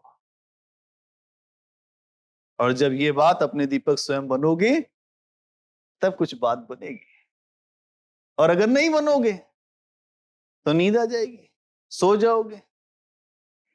हमने पहले ही क्लास में बताया था यहां सोना मना, उसके बाद भी आगे बैठ के सोते हैं यहां। अच्छा चिंतन कर रही हो? अच्छा अच्छा अच्छा, अब ये चिंतन की शैली मैंने पहली बार देखी। ठीक है कोई बात नहीं। तो क्या कह रहे हैं कि जब हमारे भीतर ज्ञान का उदय होगा तो क्या होगा? एक तो सत्यनिष्ठा और दूसरा कर्तव्यनिष्ठा। दोनों शब्द आपकी सर्विस में बहुत चलेंगे। बार बार लोग कहेंगे कि सत्यनिष्ठ होइए। आपके सर्विस में आपके सत्यनिष्ठा पर रोक लग जाएगी जब आप सस्पेंड होते हैं। मैंने लिखा रहता है सत्यनिष्ठा रोकी जा रही है, वेतन वृद्धि भी रोक दी जाएगी। अगला इंक्रीमेंट नहीं लगाएंगे आपका। सत्यनिष्ठा के रोग समझ रहे, बहुत बड़ी मतलब सर्विस में बात होती है। सत्यनिष्ठा, जिसके लिए आपने सर्विस पकड़ी, आप उसके प्रति निष्ठा नहीं है आपकी। आज के समय जो गाने कैसे चल रहे हैं कि जिप्सी पे आया सैया, मैं अभी कल देख रहा था। अब आप ये समझिएगा अब क्या होगा, सैया सत्यनिष्ठा तो नहीं कर पाएगा भाई, वो कर्तव्य निष्ठा भी नहीं कर पाएगा, क्योंकि समाज ने उसको इतनी प्रेरणा दे दी है ना कि तू ला पैसा, नौकरी पाया पैसा ला। अब ये गाना कल ही मैं सुन रहा था, कहीं आते समय ही सुना कहीं। हाँ यार, अब हमको गाने की तो बहुत, लेकिन हम उसको उसको सुने तो हमने कहा ये तो काम गड़बड़ है। पुलिस का आदमी, उसको जो है उसकी महिला मित्र ये कह रही है कि तुम जिप्सी लाना, और फिर मैं उसमें पूरा शासन चलाऊंगी, और तुम मेरे सामने बस खाली तुम मेरी बात मानना। सही सही। तो हम गाना सुन के, लेकिन ये देखो ना, मोड़ा कहा हमने गाने को, गाने में थोड़ा बह गए। यही तो बात समझनी है हमें। यहां यही बात हो रही है कि जब हम सत्यनिष्ठ होंगे, कर्तव्यनिष्ठ होंगे, तो फिर और निष्ठाएं नहीं चल पाएंगे। कि पत्नी निष्ठा, भाई निष्ठा, पिता निष्ठा, समाज निष्ठा, मोटी बात समझ। और ऐसी केस स्टडी आएगी और उसी निष्ठा में आप फंस जाएंगे। तो निष्ठा कैसी होनी चाहिए? सत्य के प्रति झुक जाएंगे।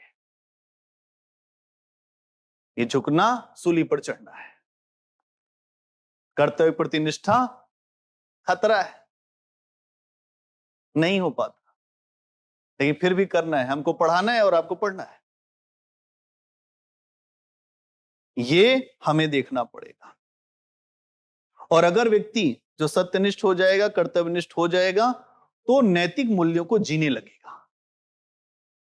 सुकरात कहते हैं अगर व्यक्ति ऐसा हुआ तो नैतिकता को जीने लगेगा, फिर उसको ब्रह्मा भी नहीं टिका सकता इधर से उधर।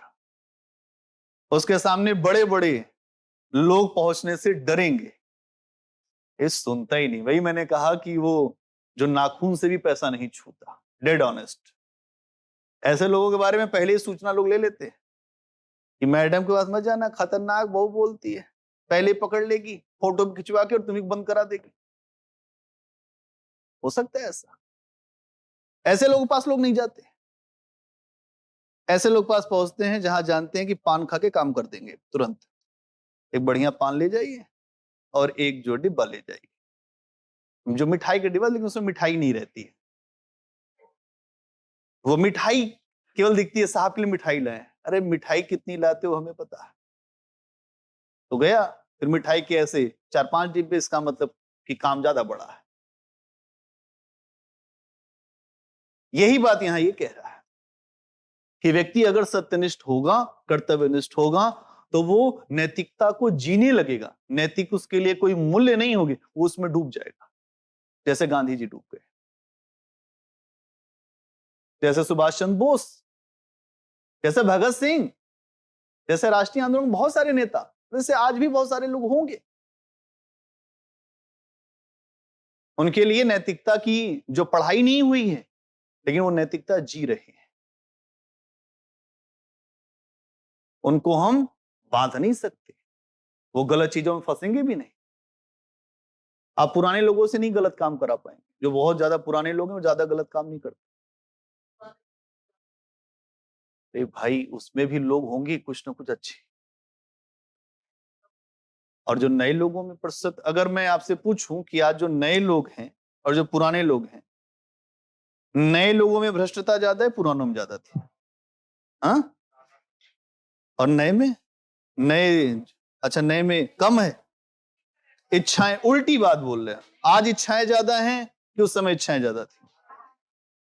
भ्रष्टता कब ज्यादा होगी? सीधी सी बात है, जब इच्छाएं ज्यादा होंगी भ्रष्टता ज्यादा होगी।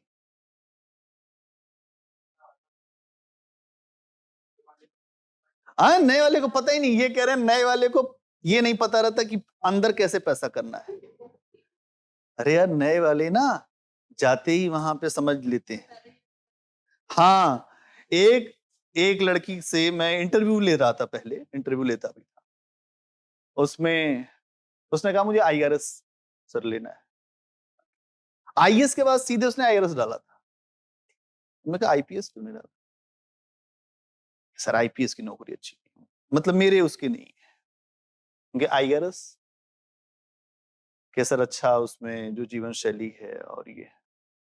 मैंने कहा ये बताइए पैसा है कि नहीं है? चुप हो गए। मैंने कहा आईआरएस में पैसा भी है, जीवन शैली के साथ पैसा भी है। इनकम टैक्स के छापे पड़ते हैं, मैं आपको बताता हूं। अब देखिए सत्यनिष्ठा कैसे डिगेगी आपकी।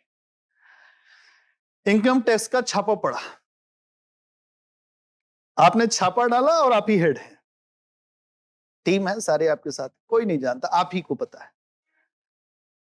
200 करोड़ रुपए आपने पकड़ा कैश। सामने आदमी बैठा है, उसने कहा सर या मैम 1 मिनट बात करना चाहता। आपने पूछा क्या? सर कॉफी पिएंगे? या मैम कॉफी पीते हैं, बैठिए। 100 करोड़ रुपए वहीं रख दिया आपके सामने। 100 करोड़ आपके, ले जाइए अपनी टीम में बांट लीजिए, हो गया। क्या करोगी? ले लेंगे 100 करोड़, ले लेते ही हैं, ले लेते ही हैं लोग। लेकिन अब उसी में से कुछ लोग ही ऐसे होंगे जो कहेंगे ये नहीं हो सकता, उसमें भी अच्छे तरीके से कहें। अभी आपने देखा जो साहू जी का, कई दिन तक पैसा ही गिनते रह गए लोग, इतना पैसा निकला उसके पास, मशीनें बंद हो जा रही थी, एकदम जो गर्म हो जा रही थी, इतना पैसा इस गरीब देश में। तो गरीब देश है भारत, लोग कहते हैं गरीब देश है भारत। भारत बहुत सोने की चिड़िया है, कभी गरीबी नहीं है। यहां नौकरी पा जाए फिर आपको पता है अमीरी क्या चीज होती है।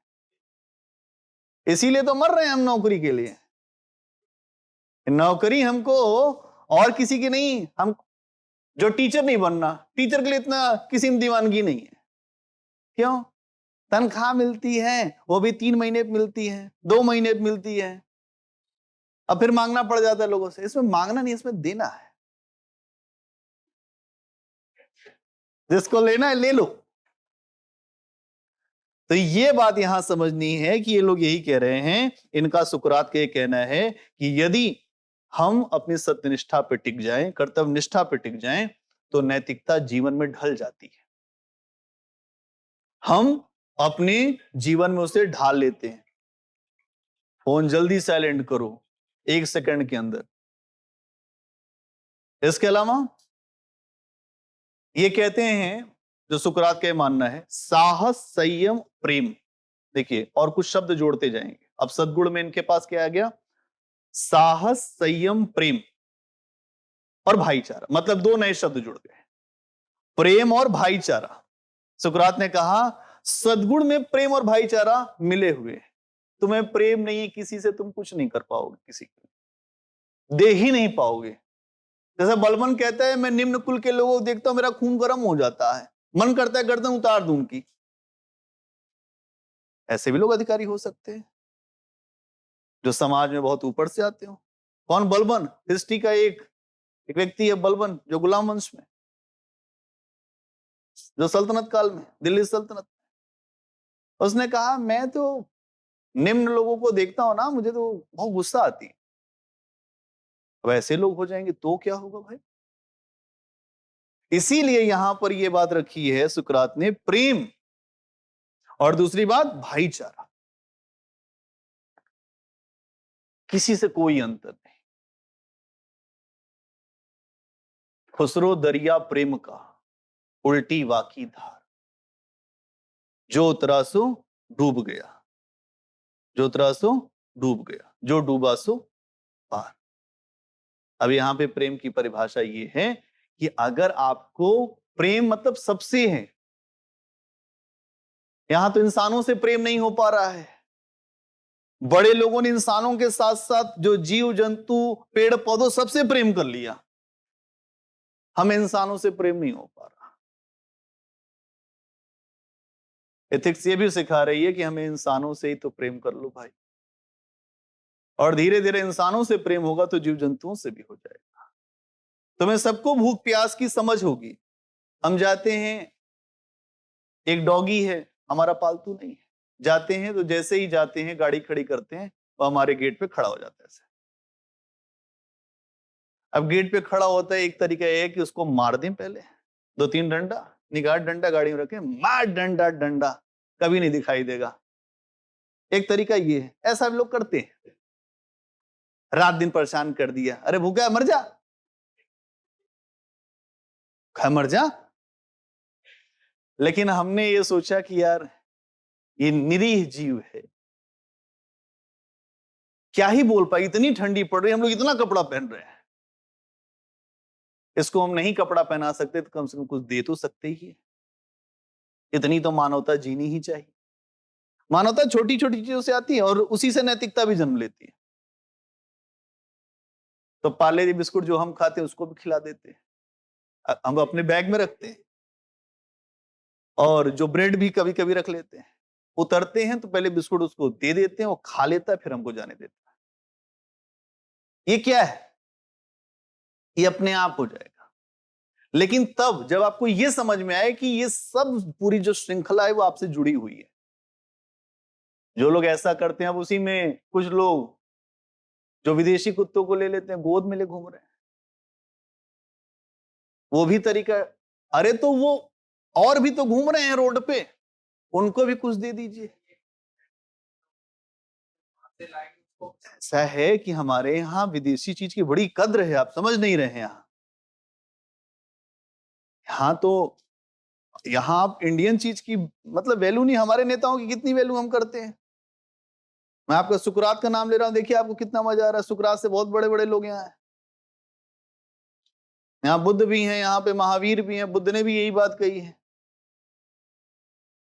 ना। बुद्ध से बड़ा दार्शनिक कौन है? बुद्ध भी यही कह रहे हैं, भाईचारा, प्रेम, करुणा, तो सबके प्रति समर्पण। नहीं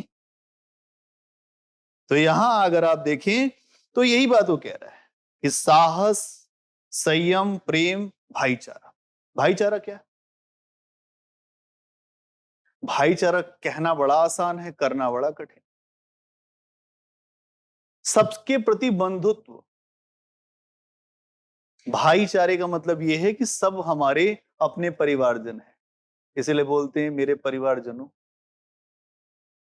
मित्रों। अब तो मित्रों से निकल आया, बोलते हैं परिवारजनों। मैं अपने परिवार में आके मुझे अच्छा लग रहा है।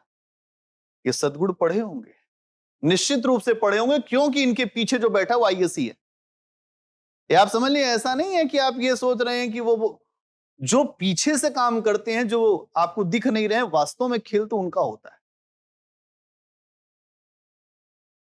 आपको ये क्यों पढ़ाया जा रहा है कि आप जाके वहां जो थोड़े से इनकी बुद्धि मोटी है उनको भी जाके सिखाओगे कि साहब नैतिकता हम पढ़े हैं, कुछ तो इसको मान लो। यही तो एडवाइस करना है आपको। वो कहेंगे हमको क्या पता इसका मतलब क्या होता है, फिर भी आपको बताना है, उनको समझाना है। हमारे पास मत ले आना, हम तब तक पता नहीं कहां जाएंगे।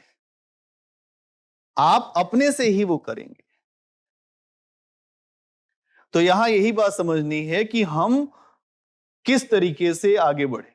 और एक बात कहता है सुकरात कि जो हमें सद्गुणों की एकता की तरफ बढ़ना चाहिए, मतलब धीरे धीरे ये जितने भी सद्गुण हैं सबको लेकर चलना है। सब मिलकर ही व्यक्ति का निर्माण करें, मतलब प्रेम, भाईचारा, साहस, सब, संयम। मन को जो संयमित करना आपको आसान लग रहा है क्या? इन्होंने कहा आसान है, नहीं हो जाता है कंट्रोल में, कोई दिक्कत नहीं होती। अर्जुन ने भगवान कृष्ण का पैर पकड़ लिया, कहा भगवान माफ कर दो, मन ही नहीं है कंट्रोल में हो रहा। ऐसा भाग रहा है जैसे घोड़े खींचे,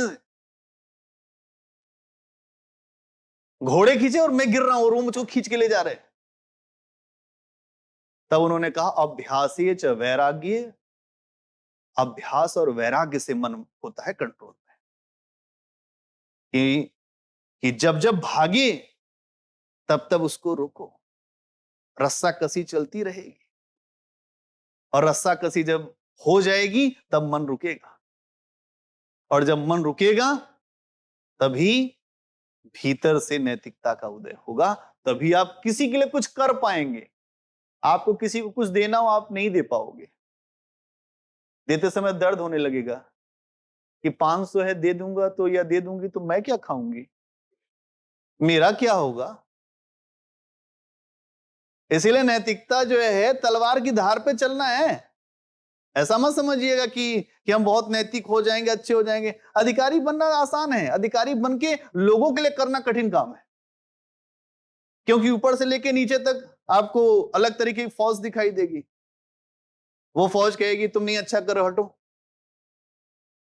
एक समय के बाद आप कहेंगे यार हम भी यही कर लेते हैं, ये लोग तो वो कर ही रहे ना। तो यहां पर सुकरात क्या कह रहा है कि सद्गुणों की एकता, और कह रहा है कि जब आपके भीतर ज्ञान का उदय होगा तो आप कहोगे जियो और जीने दो। सुन लो ध्यान से, ज्ञान जब जागेगा, तो ज्ञान कैसे जागेगा? जब आपको यह पता चले सही गलत क्या है, आपको यह पता चले कि कर्तव्य निष्ठा क्या है, सत्यनिष्ठा क्या है। और जब आपको यह सब पता चल जाएगा तो सुकरात कहता है फिर जियो और जीने दे पे चले जाओगे, कि मैं भी जीऊं और तू भी जी। यहां तो लोग कह रहे हैं मैं जीऊं तू मर जा। अब हंसने की इसमें कोई बात है नहीं, बेसिकली अभी समाज में ही चल रहा है। पड़ोसी कह रहा है पड़ोसी घर में आग लग जाए, आग लग जाती, मजा आ जाते, हे भगवान जो घंटी बजा रहे, हे भगवान आग लग जाए इसके घर। लेकिन वो ये नहीं समझ रहा उसके आग लगेगी तेरे यहां भी लग जाएगी। लोग कहते हैं भारत पाकिस्तान संबंधों में यूज करता हूं, अंतरराष्ट्रीय संबंध भी मैंने पढ़ा है तो उसमें मैं यूज करता हूं। पाकिस्तान में अगर आग लगेगी तो भारत में भी लगनी है, इसलिए सब कुछ बदले जा सकते हैं, पड़ोसी नहीं। इसलिए पड़ोसियों के साथ अच्छा व्यवहार रखिए। हाँ, पकड़ लेगा आग। अब आपको कभी बॉर्डर में ले जाएंगे तो आग कैसे पकड़ेगी? हवा चलेगी ना। ये देखिए कह रही कैसे पकड़ेगी, थोड़ा बुद्धि लगाती तो बता पाती। हवा तो चलती है ना आग लगने के बाद, एक दो लुत्ती आ जाएगी पकड़ लेगी आग। केवल आनंद के लिए पढ़ रहे हैं। सही है, हंसना भी जरूरी है। इतना गम है यूपीएससी के बच्चों में, इतना दुख है। आह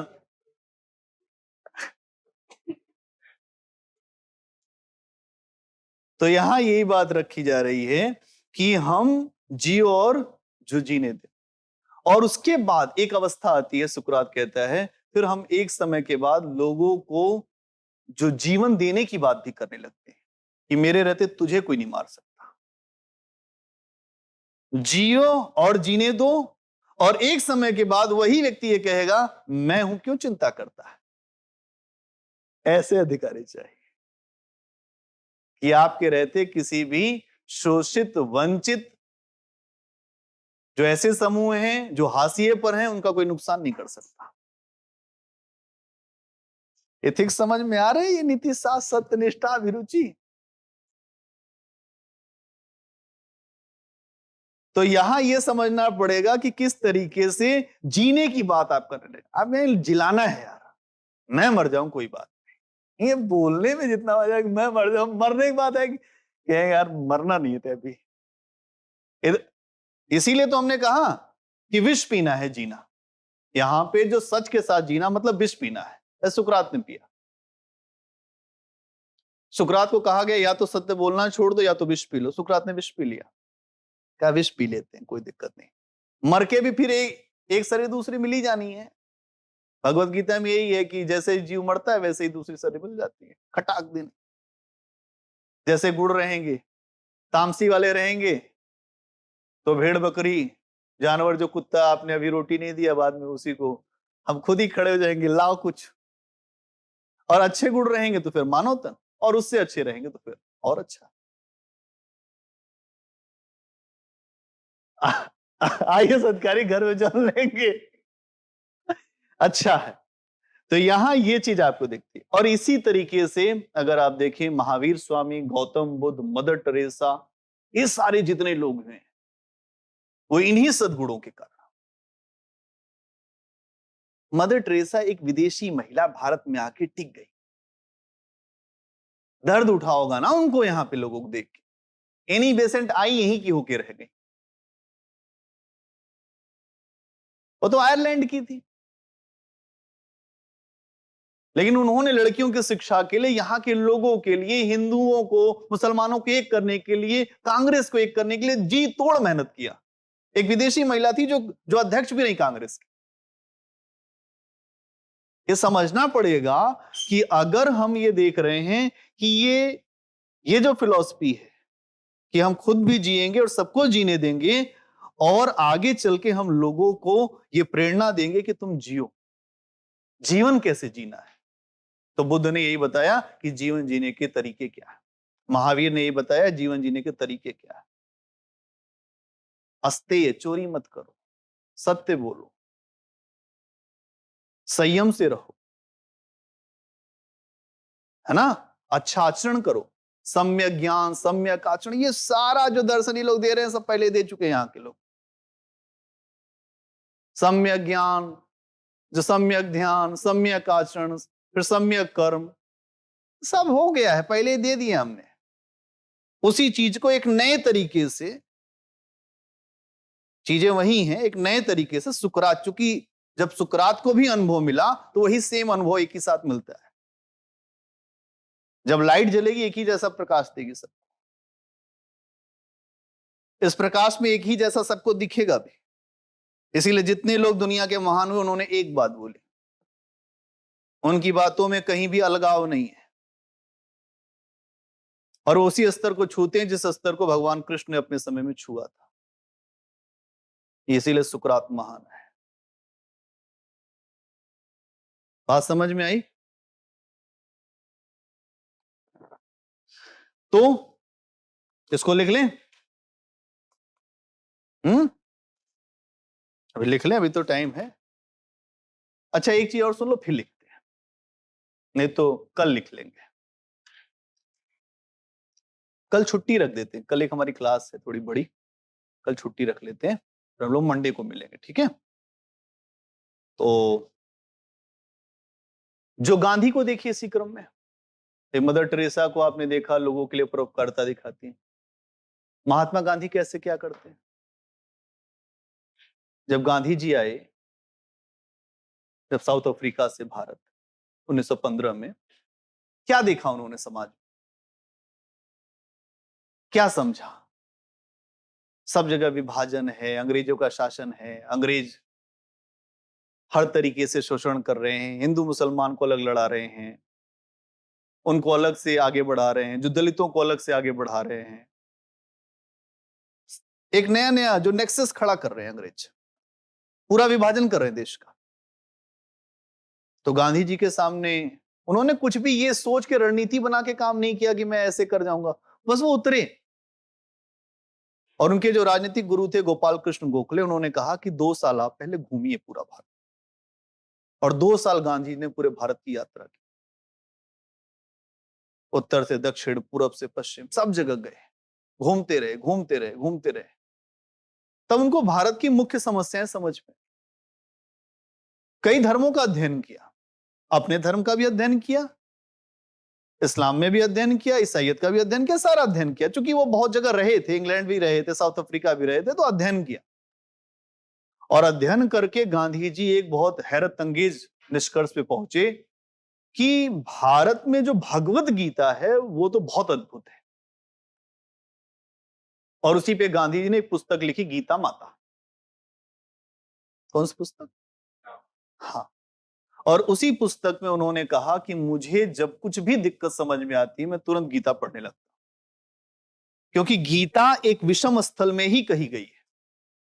अर्जुन परेशान है, अर्जुन को वो लड़ना ही नहीं चाहता है, कहता है मुझे मार दे मेरे विरोधी, मरना शेष कर, अपने को नहीं मारूंगा। भगवान कृष्ण कहते हैं मूर्खता की बात करते हो युद्ध में, इसके पहले क्यों नहीं बोला? अब तुझको लेके आगे रथ लेके, तो तू यहां बोलता है कि नहीं अब मैं लड़ूंगा ही नहीं। क्या भगवान हाथ छू, मुझको बुखार हो गया 104। ये तो गुरु हैं, ये मेरे बाबा हैं, ये फलाना है, ये ससुराल वाले लोग आ गए, इनको मार के स्वर्ग मिलेगा? क्या ये तुझे यहां कहां हो गया? और जब गांधी जी ने सारी चीजों को पढ़ा, गीता को, और उनको यह समझ में आया कि भारत में हमको कैसे चलना है, तो उनको एक एकता समझ में आई, क्योंकि गीता में कहीं भी विभाजन नहीं है, सभी मनुष्यों को जोड़ने की बात की गई है। और एक जगह भी ये नहीं कहा गया है कि केवल हिंदू मेरी संतान है, कहा गया है कि सभी मनुष्य मेरी संतान है और मैं सबको लेकर चलता हूं। ये चीज गांधी जी ने अपने दर्शन में उतारी। और इसीलिए गांधी जी के बहुत सारे जगहों पे आप देखेंगे वो सर्वधर्म समभाव की बात करते हैं। आगे चल के इसी बात को लेकर हिंदुओं के एक वर्ग में विरोध पैदा हो गया कि गांधी जी तो हमारी बात ही नहीं सुनते, इसीलिए नाथूराम गोडसे ने गोली मारी। अब समझिएगा बात, क्योंकि गांधी जी जिस बात को कह रहे हैं उतना स्तर ही नहीं किसी का छूने का। गांधी जी रामचरितमानस पढ़ रहे हैं तो राम राज्य की बात करते हैं, क्योंकि गांधी जी की 2 अवधारणाएं बहुत ही महत्वपूर्ण, एक राम राज्य और दूसरा सर्वधर्म समभाव, और तीसरा साध्य साधन की पवित्रता, चौथा ट्रस्टीशिप। उन्होंने यह भी समझाया कि कैसे चीजें हैं और हमें कैसे चलना है। और उन्होंने इस देश में हिंदू मुसलमान को एक करने का प्रयास किया, जिससे लोग जोड़ते चले जाएं। यह बात गांधी जी को कैसे समझ? अद्वैतवाद। अद्वैतवाद क्या है?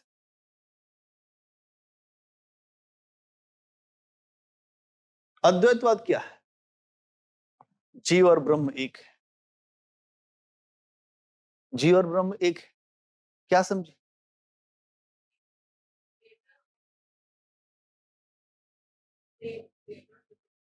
ठीक है, इसका मतलब यह है कि क्रिएटर भी वही है, जनरेटर भी वही है, दोनों चीज एक ही है।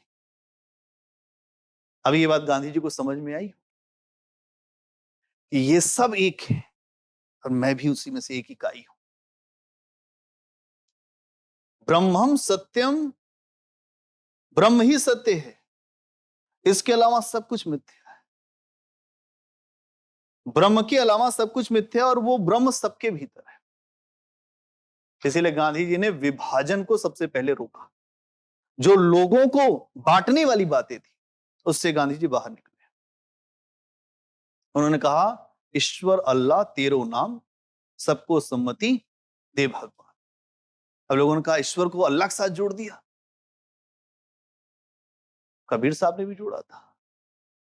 हिंदू कहते राम हमारा, मुसलमान रहमाना, आपस में दो लड़ते मरम को ना जाना।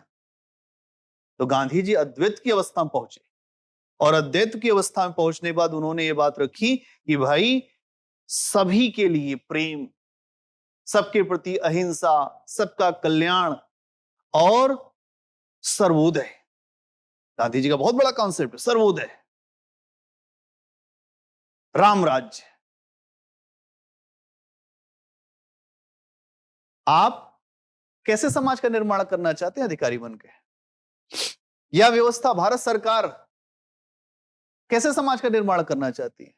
उसके आदर्श क्या है? संविधान। उन आदर्शों को कैसे पूरा करेंगे? नैतिकता के नियम, नीति शास्त्र।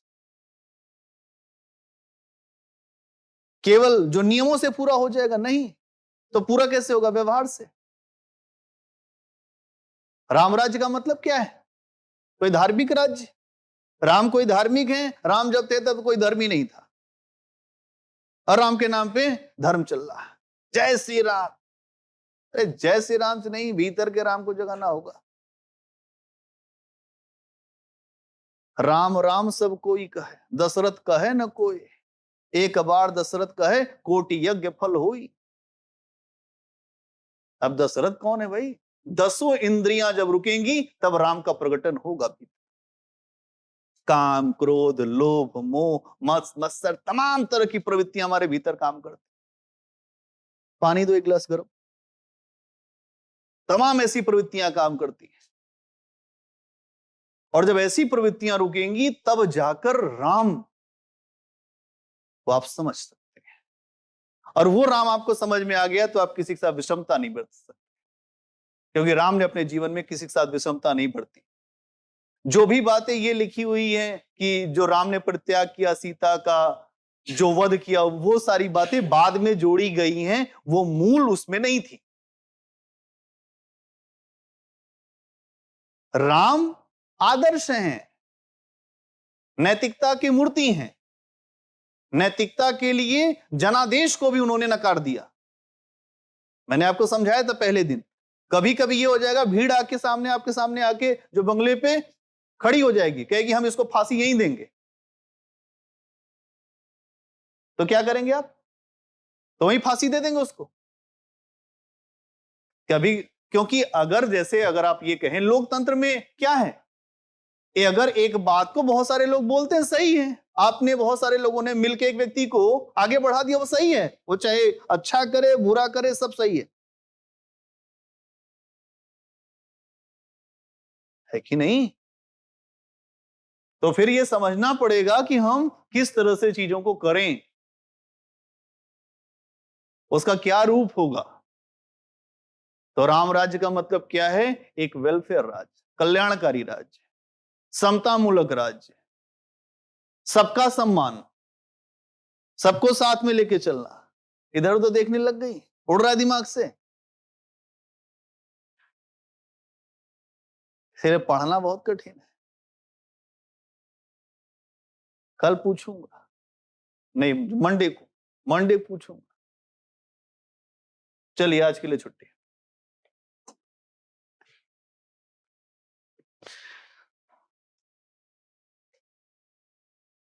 क्वेश्चन? हाँ एक क्वेश्चन लिख दो, एक क्वेश्चन लिखो भाई।